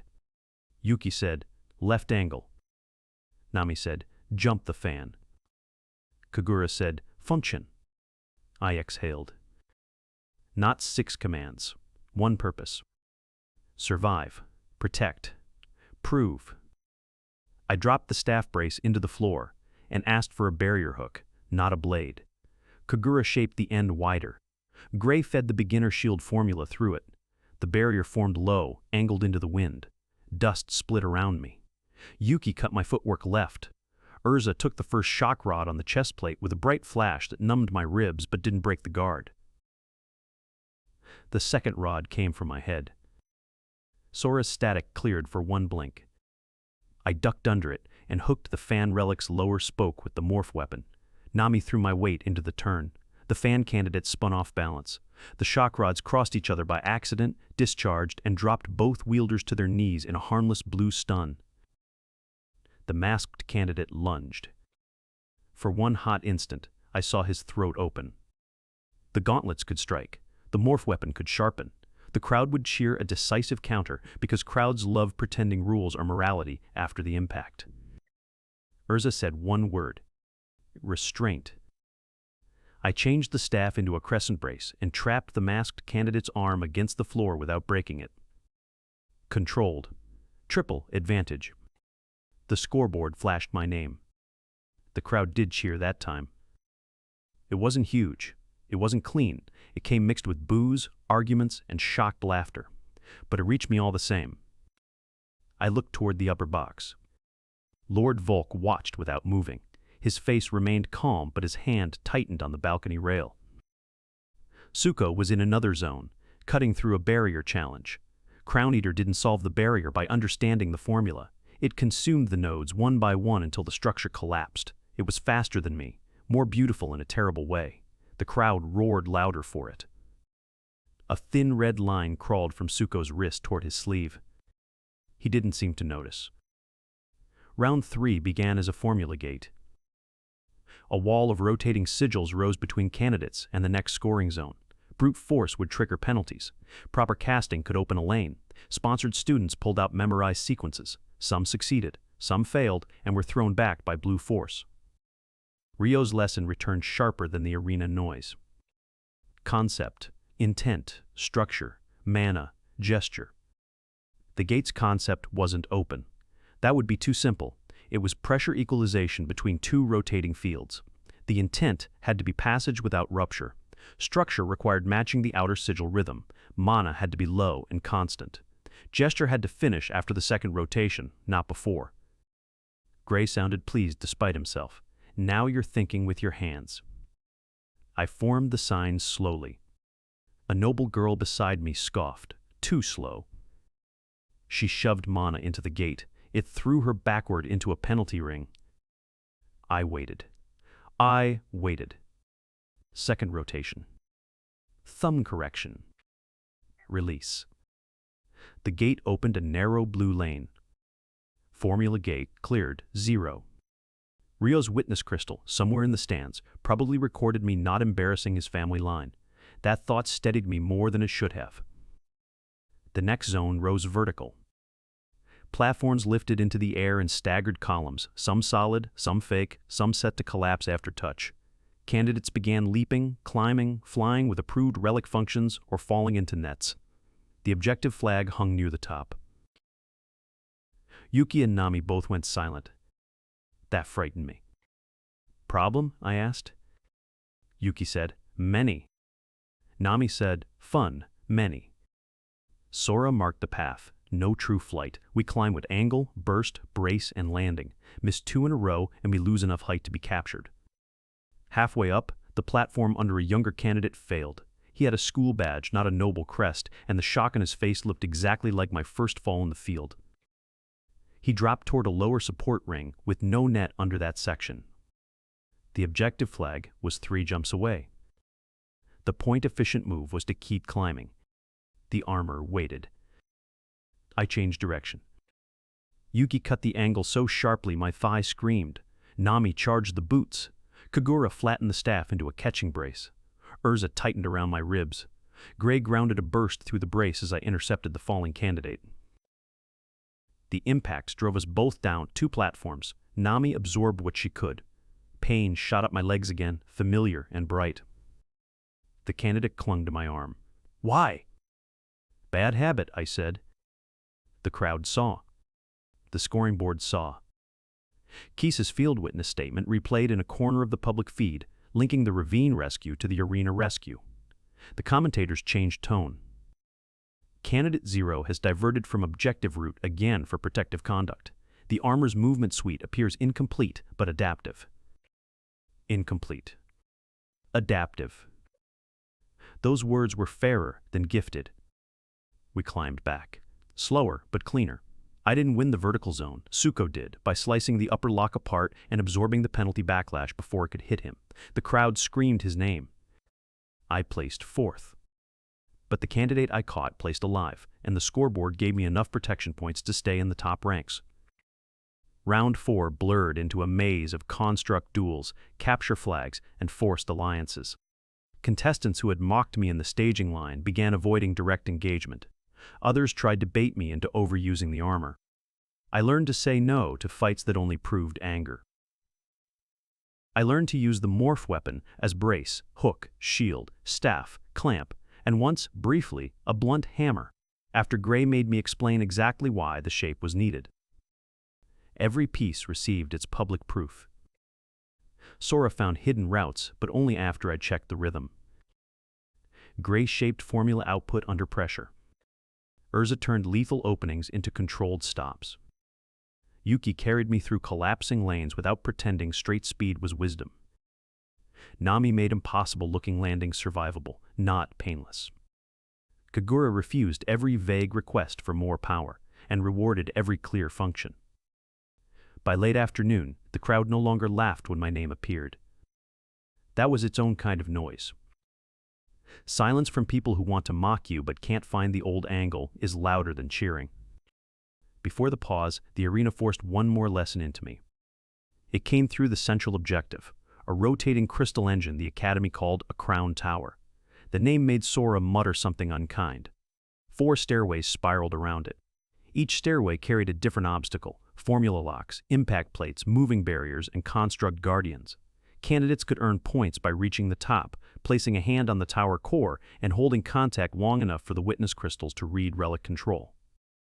It sounded simple until the tower started moving. The stairways rotated independently, turning allies into obstacles and paths into traps every 20 seconds. Saki's voice announced from the witness channel, "Non-lethal force permitted. Tower contact requires stable relic output. Excessive damage to tower structure will penalize all candidates in range." That last rule made several nobles look at me. It made me look at Suko. Crown Eater rested at his side, perfectly still. Suko was watching the tower like the penalty rule was a suggestion written for smaller people. Gray said, "Do not race him in destruction." I know. Knowing is not the same as obeying.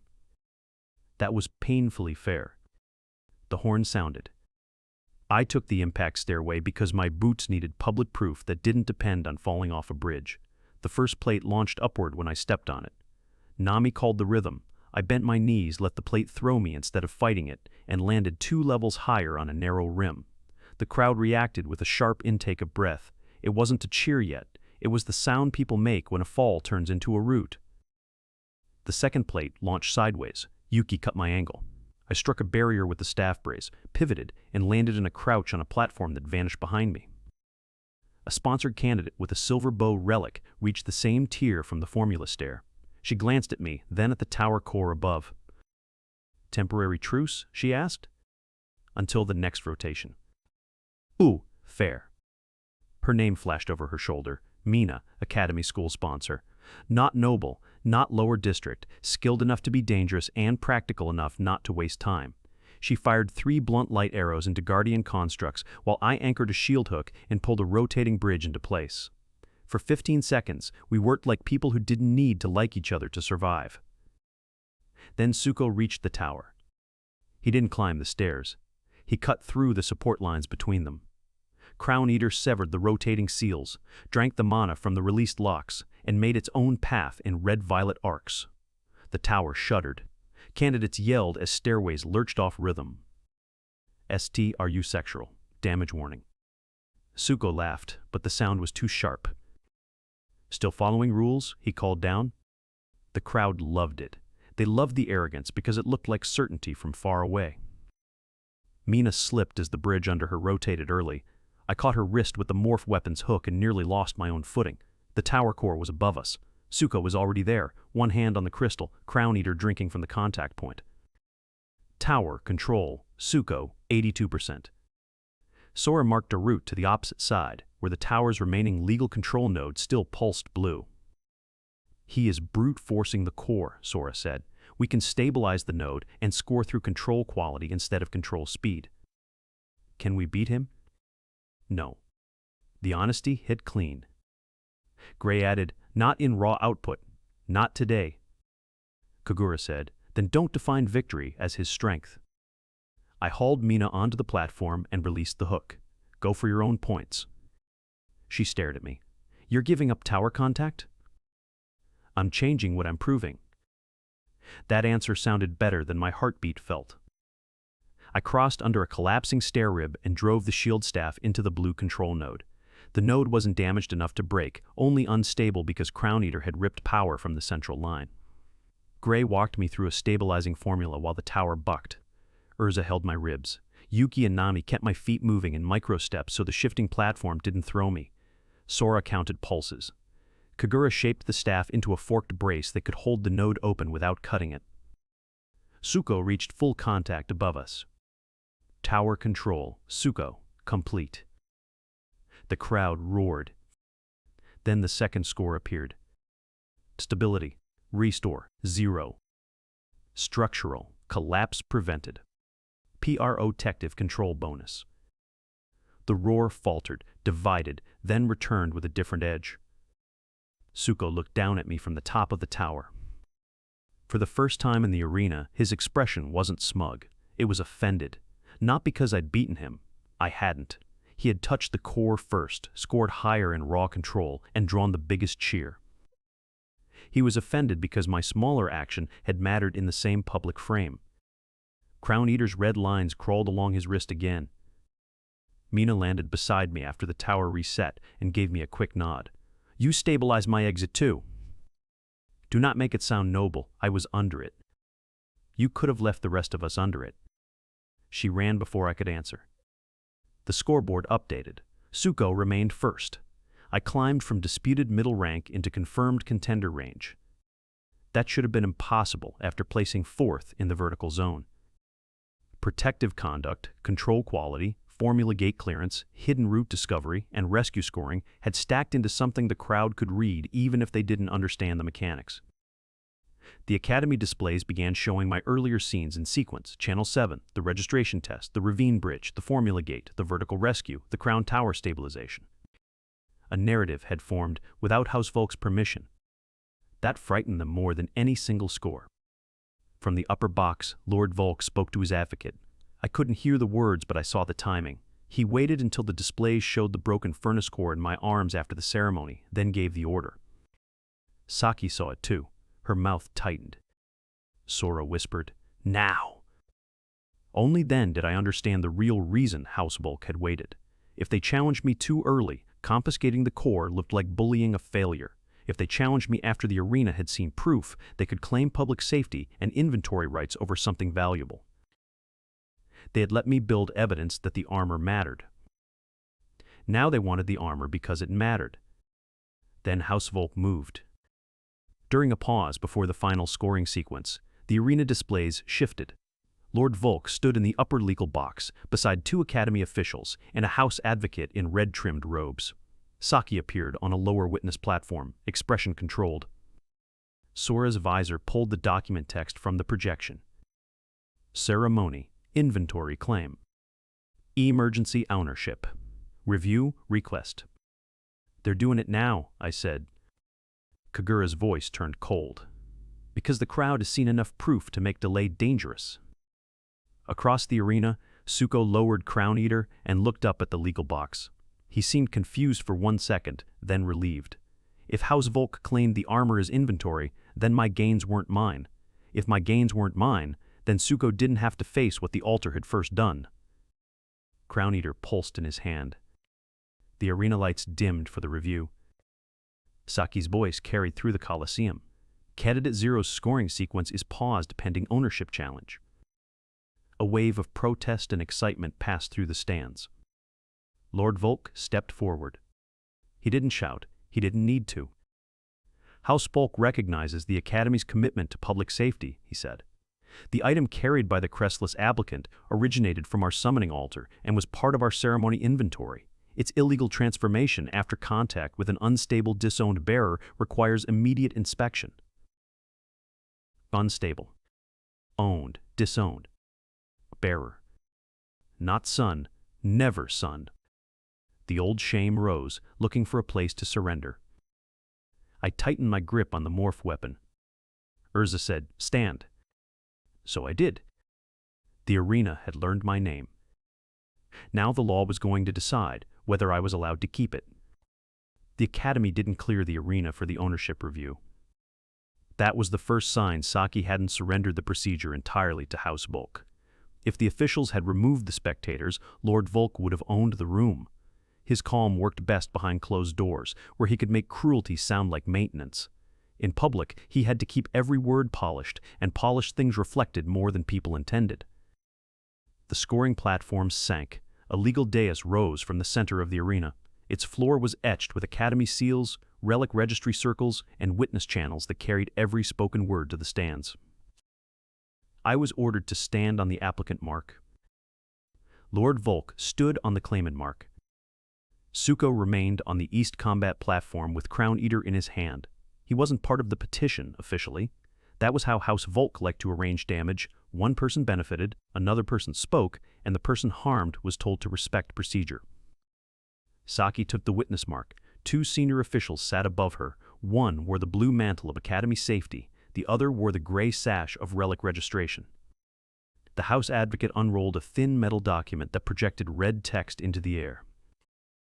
House Volk asserts that the object now classified as irregular living forge armor was originally issued from House Volk's summoning altar during a sanctioned inheritance ceremony, the advocate said. The object was transferred to the applicant only as non-combat compensation after severance. Its subsequent transformation suggests contamination, illegal upgrade interference, or concealed theft of House Forge property. The crowd murmured. I felt every word try to rearrange the story. Compensation became issued. Dead core became object. Blood became contamination. I became applicant, bearer, risk. Sora said, "They're making the thing they discarded sound too valuable to discard." Gray said, "Classic coward accounting." The registration official leaned forward. "Candidate Zero, do you deny the core originated in House Volk inventory?" "No," I said. A ripple went through the stands. Lord Volk's face didn't move, but the advocate's eyes brightened. I continued before they could use the answer. I deny that House Volk retained ownership after disowning me and transferring it as compensation. Saki's pen paused, then resumed. The safety official asked, "Are you trained in relic law?" "No." Lord Volk's advocate smiled. "But I learned from experts," I said. "House Volk." That smile weakened. I looked at Lord Volk, not at the advocate, not at the officials, at him. "You taught me the altar rule this week," I said. "A relic awakened on the house altar remains provisional house property until acceptance completes. That's why you could interrupt Crown Eater before I accepted it." The name of the sword moved through the arena like a match through oil. Crown Eater pulsed in Tsuko's hand. I raised my voice enough for the witness channels to carry it cleanly. "You also taught me that an adopted bearer loses house inventory rights after crest severance. You used that to take shelter, sponsor status, and the sword." Lord Volk's eyes hardened. "You were unsuitable for mythic inheritance." There it was. Not denial. Just the old verdict with better acoustics. I felt the armor around me tighten, not controlling, just present. "Then apply the same law," I said. The crowd quieted. I turned toward the officials. The furnace core wasn't accepted by Tsuko. It was classified as dormant F-rank auxiliary equipment. After my crest was severed, House Volk transferred it to me as compensation. Outside their gate, after house affiliation was already null, my unbound blood awakened it. If their law took the sword from me before acceptance, then it also freed the core from them before awakening. Saki looked down at the witness slate. The registration official whispered to the safety official. Lord Volk didn't speak for 3 breaths. Then he said, "The boy repeats arguments placed in his mouth." That hurt more than I wanted it to. Even now, he couldn't imagine me understanding the system that had been used on me. Rio's voice came from a lower witness alcove. I provided terminology. Candidate 0 provided the chain. The arena screen shifted to show him. He stood with both hands on his cane, looking furious and scholarly in equal measure. The advocate snapped, "Master Rio is not a legal witness to the ceremony." "No," Saki said, "but he is a registered formula witness to subsequent relic behavior, and the Academy has already accepted his combat-proof record." The advocate tried to recover by shifting away from law and into danger. "Even if the applicant's argument had technical merit," he said, "the Academy has witnessed repeated uncontrolled transformations. Helmet, gauntlets, chestplate, leggings, boots, and a variable weapon manifested within days. Such growth from a discarded item implies a forbidden upgrade path. House Volk requests custody for containment, not profit." A laugh came from the lower witness ring. Yanni hadn't been granted a formal platform, but somehow her voice carried anyway. "That's funny. When it was on my counter, your house notice called it negligible compensation." The advocate turned, offended. "And you're?" "The person who paid him for the first job your expensive candidates wouldn't touch." A few people in the lower seats laughed. Saki struck her witness channel once, not to silence Yanni, but to make the sound official. "Yanni of lower market service desk," Saki said. "You may provide limited, factual statement."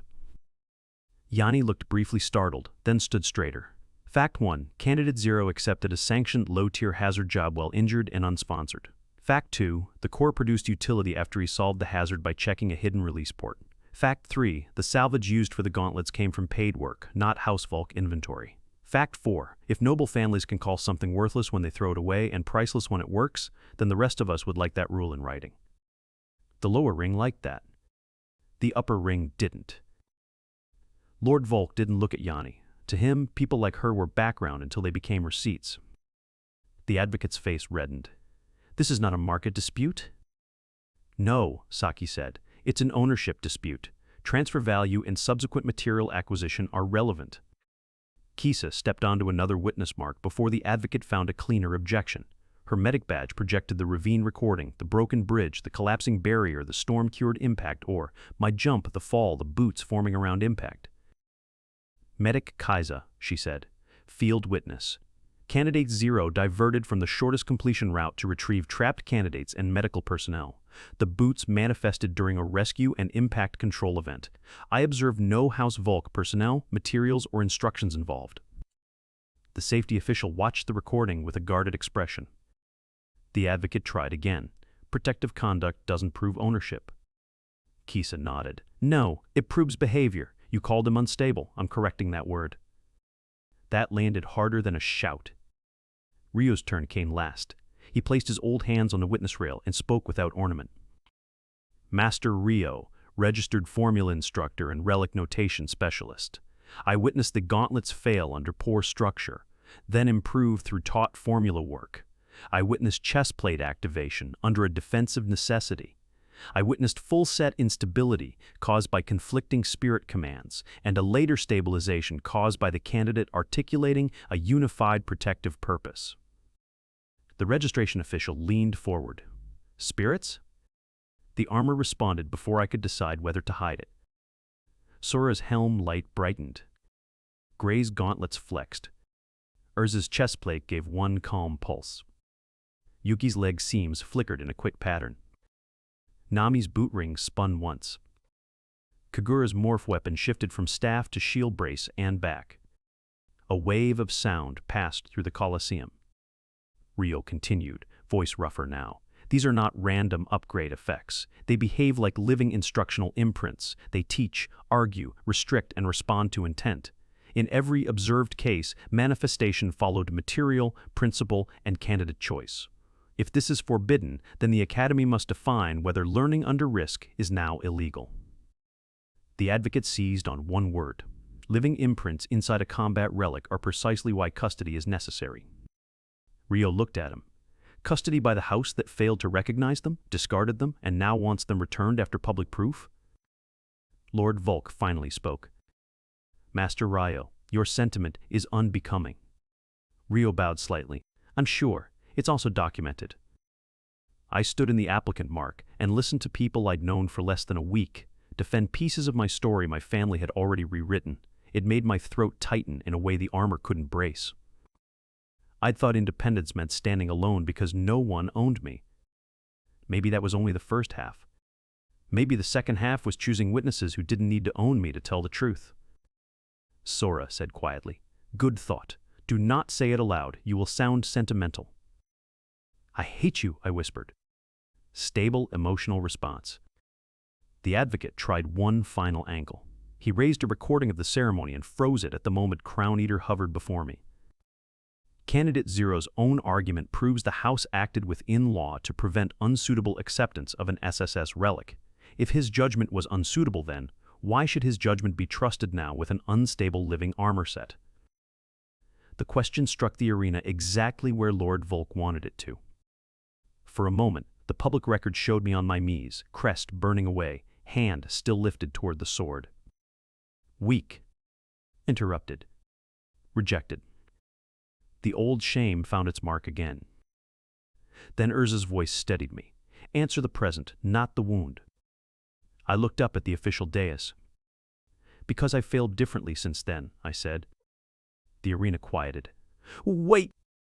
I followed a visor route too, literally, and almost got hurt. So I learned to verify. I forced mana through my hands and damaged my channels. So I learned structure. I thought seeing danger was enough, and a field construct almost killed me. So I retreated, studied, and returned. I tried to sprint through traps and nearly died. So I learned angles. I jumped across a ravine and still paid for the landing. So I learned impact. I obeyed every armor voice at once and got thrown across a room. So I learned purpose. I turned toward Tsuko for the first time since the hearing began. He has more power than me, I said. The sword is stronger in raw output than anything I can do. If this hearing is about who looks most impressive, give him another cheer. But if it's about ownership, responsibility, and whether a relic answers the person using it or the family claiming it, then test us honestly. Tsuko's face hardened. Crown Eater's cracks brightened. Lord Volk's advocate opened his mouth. This time, the safety official cut him off. The safety official tapped the dais. Enough. The claim can be resolved by ownership test. Sora went still. What does that mean? I whispered. Saki answered for the court. The relic registry will test 4 factors: origin, transfer, blood awakening, and active bond. It will also compare house claim continuity against bearer independence. Lord Volk's advocate looked confident again. House Volk consents. Of course he did. He believed the altar origin would outweigh everything else. He believed law was a furnace where his family always controlled the heat. The academy brought out a registry obelisk. It was taller than a man, made of translucent blue stone with rings of legal script turning inside it. 4 witness channels connected it to the dais marks, 1 to Lord Volk, 1 to me, 1 to the core, 1 to the public record of the ceremony. I placed the broken furnace core on the central plate. It opened immediately, as if offended by being called broken for the 100th time. Blue-white light rose. The arena gasped when the spirit's silhouettes appeared faintly inside the armor. Sora's helm outline, Gray's heavy gauntlets, Urza's shielded chest plate, Yuki's swift leg braces, Nami's impact rings, Kagura's poised weapon shape. The registration official whispered, "Living imprint confirmation." Lord Volk's calm face thinned. The obelisk began, "Or Irgen trace." Red light projected the summoning altar. The dead core appeared in Suko's first result. House, Volk altar. Inventory, true. The crowd stirred. Lord Volk's advocate lifted his chin. ACCE petency. Why house he are, false. The chin lowered. Utility, value. At transfer, classified F rank dormant. Yanni's market witness file appeared next, showing the service board tag and Channel 7 salvage. She stood in the lower ring with arms crossed, looking like she had come only to make sure the universe paid its invoice. Transfer, event. The arena replayed Lord Volk handing me the core as compensation. His own voice echoed back, "Take it, and be grateful." The crowd reacted differently this time. Before, those words had sounded like dismissal. Now, they sounded like evidence. Post-severance transfer, true. House, crest status. At Blood Awakening, null. The next image was me outside the gate in the rain, blood touching the core. I hadn't known any record crystal captured it. Then I understood the registry wasn't showing a normal recording. It was reading legal residue from crest severance and relic awakening. UN Bood, blood. Awakening, true. ACTIF bond, true. The core flared. Every armor piece answered at once. Not by covering me in instant perfection. The scenes were still incomplete. The edges still bore stress cracks. The morph weapon still waited for purpose. But every piece turned toward me like a witness choosing to stand. The final line appeared. OWNETSAFication, unbound blood owner. A pause. Then the obelisk burned brighter. Legal owner, 0. The Colosseum erupted. Not one sound. 100 different ones. Cheers, shouts, disbelief, noble outrage, lower ring laughter, academy candidates yelling at screens, house allies arguing with officials, market workers chanting my name because Yanni apparently had more friends than she admitted.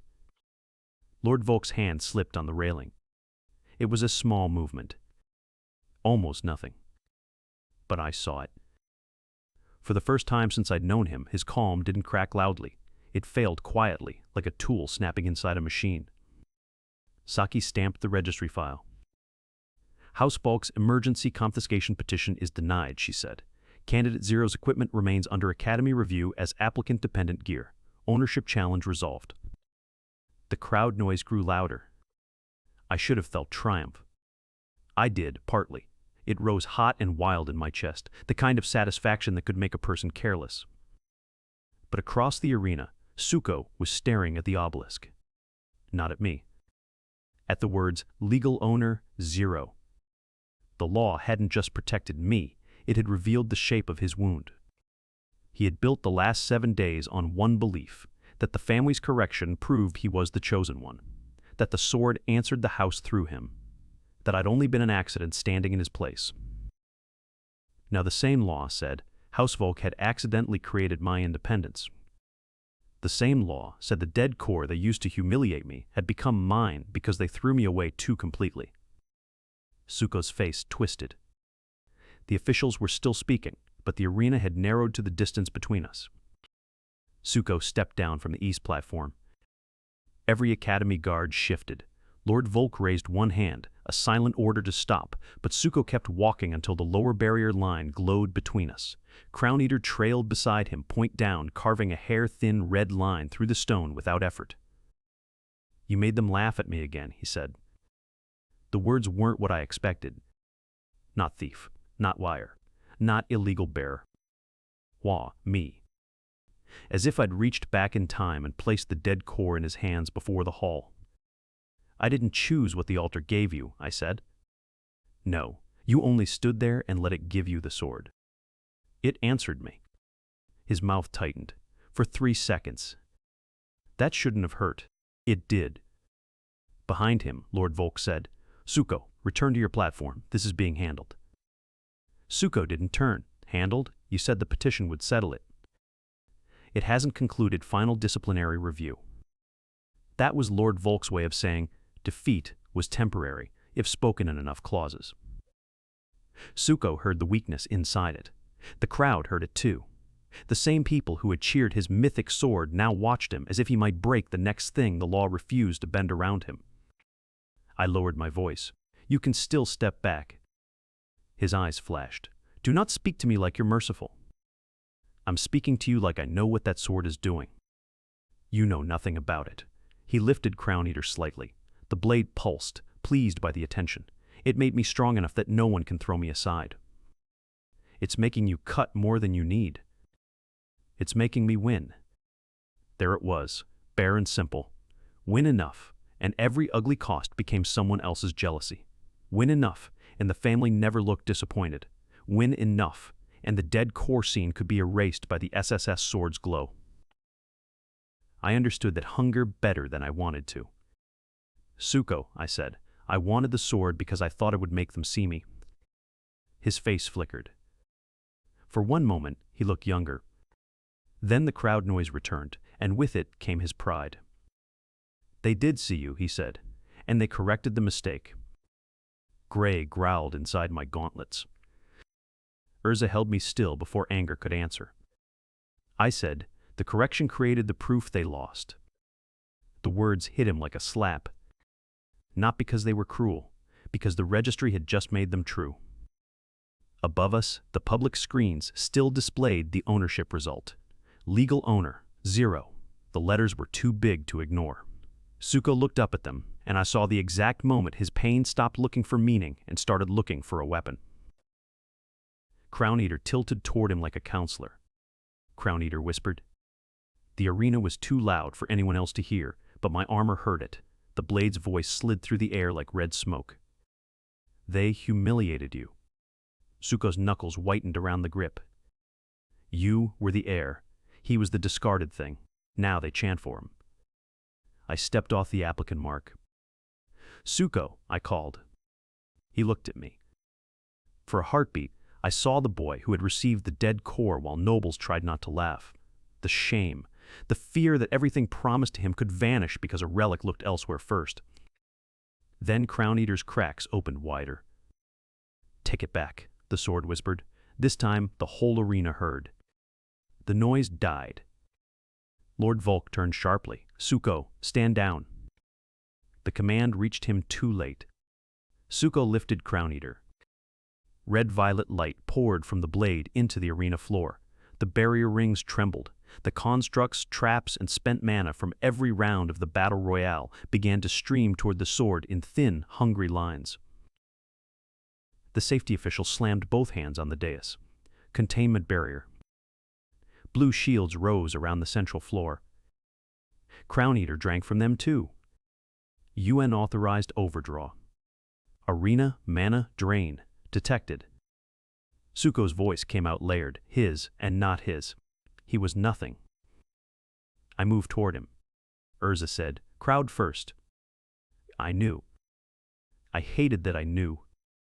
A crack opened above the arena floor, jagged and vertical, full of red-violet darkness.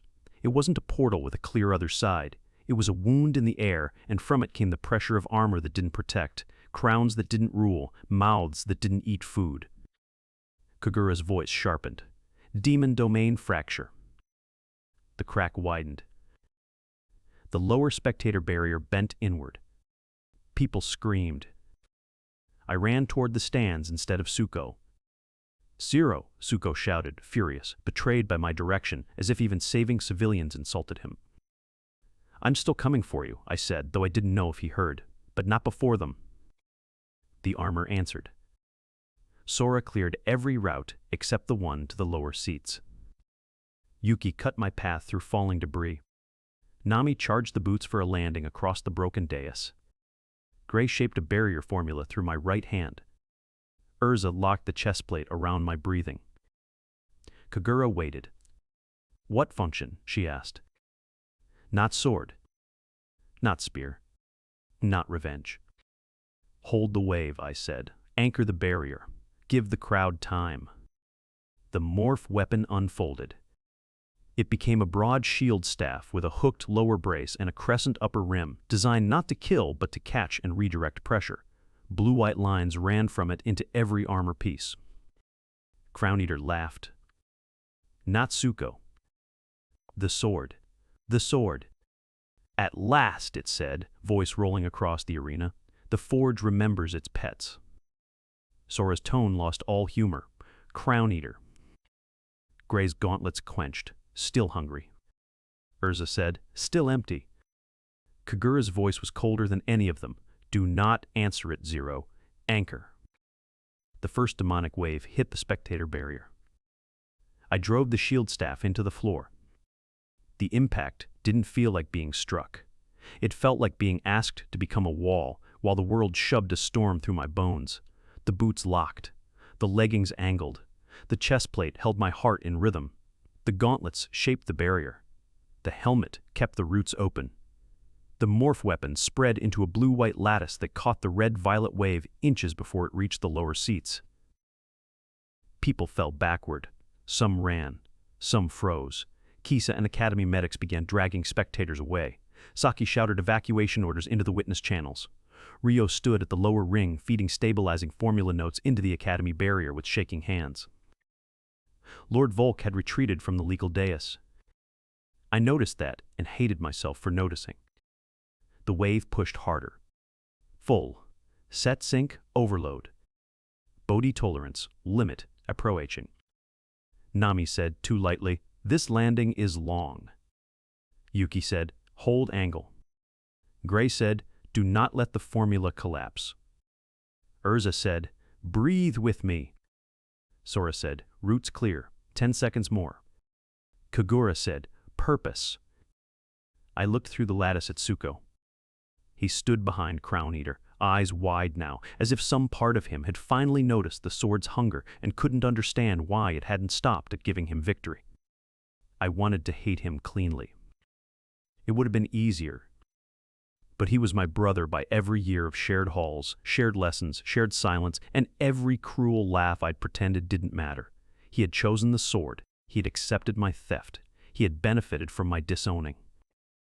And still, when Crown Eater's shadow curled around his shoulders, I wanted him to drop it and run. "Let go," I shouted. Crown Eater answered for him. "He can't. He is chosen." The word chosen rang through the arena like a curse disguised as praise. The second wave struck. The shield lattice cracked. My knees hit the floor. The boots screamed with light.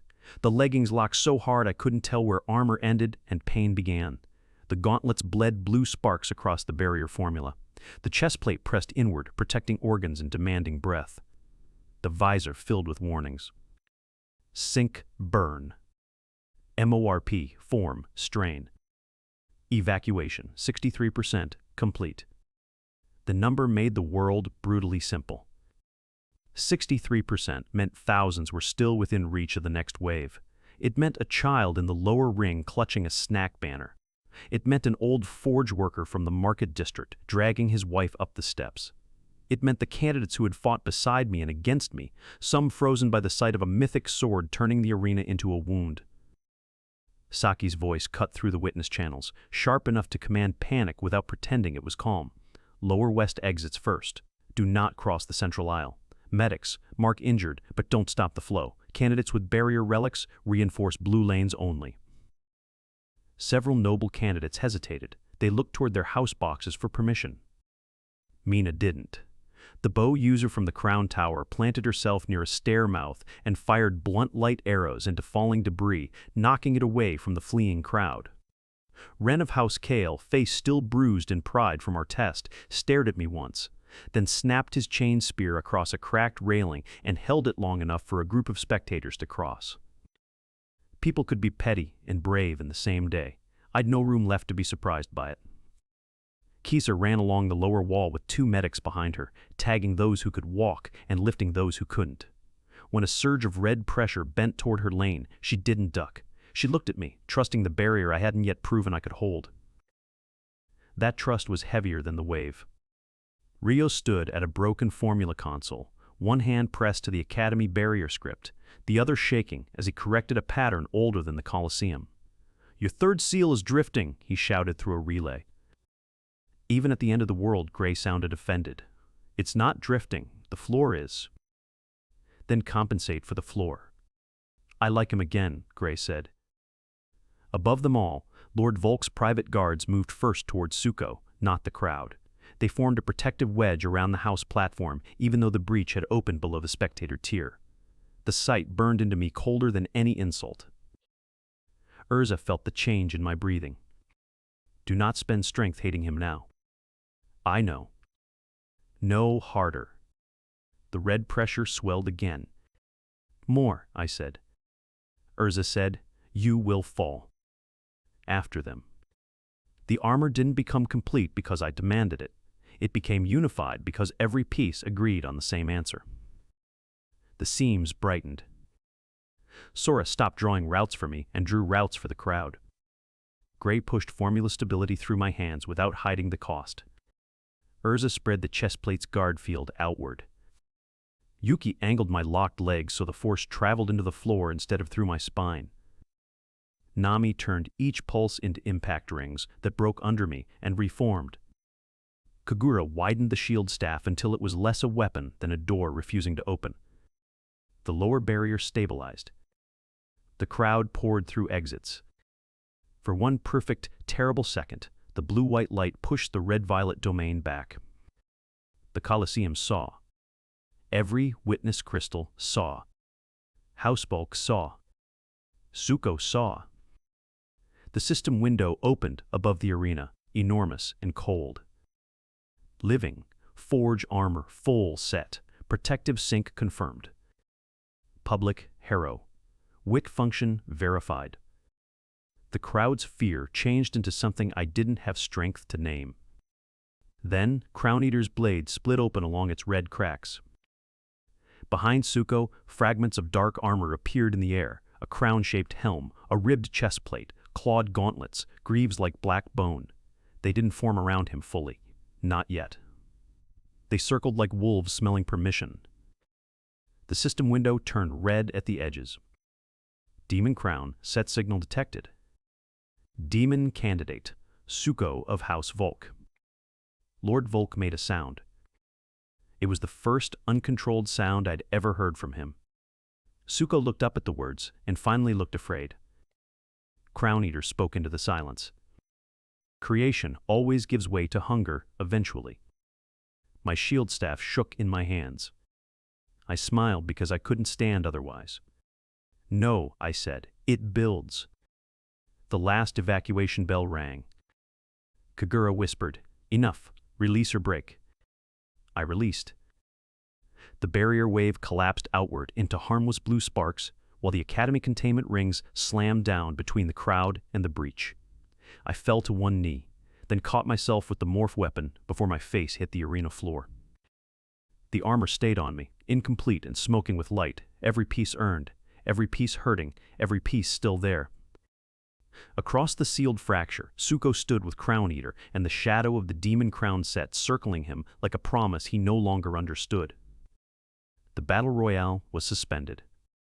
The ownership hearing was over. The duel everyone expected hadn't happened.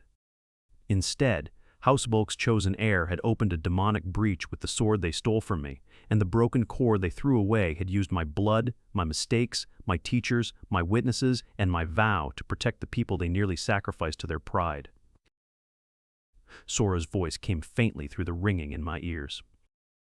0? I'm here, I said. Gray laughed once, rough and relieved.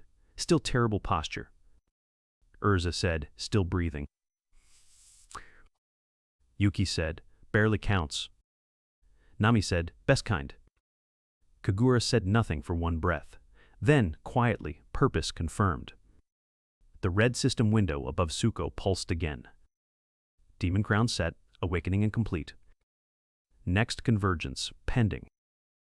Crown Eater's final whisper slid across the sealed barrier and found me anyway. This was only the first taste, Old Forge. I didn't know what Old Forge meant.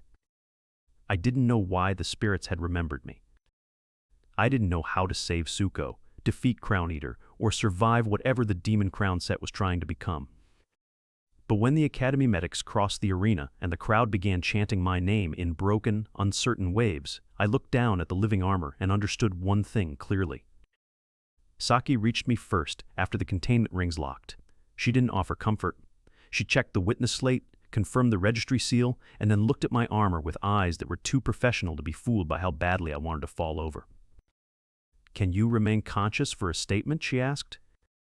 Kisa appeared beside her. He can remain conscious after I decide whether he should. I vote no, Nami said. You don't get a vote, I whispered. Kisa frowned. Is one of the armor spirits arguing about medical care? All of them, usually. Saki's mouth twitched, but the expression vanished when she looked toward the sealed fracture. The battle royale is suspended. The Academy will call this a containment incident. House Volk will call it an unforeseeable relic malfunction. The crowd will call it what they saw. What did they see? I asked. She looked at the lower stands, where people were still filing out under blue guide lights. Some were crying. Some were pointing at the sealed breach. Some were staring at me with the uncomfortable awe people reserve for things that have just protected them and frightened them all at once. They saw the stolen sword open a breach, Saki said, and they saw the discarded core hold it back. Rio limped over with soot on one sleeve and his lenses cracked. He looked at the armor, then at my face, and for once found no lecture quickly enough. Gray filled the gap. Tell him his third seal was acceptable.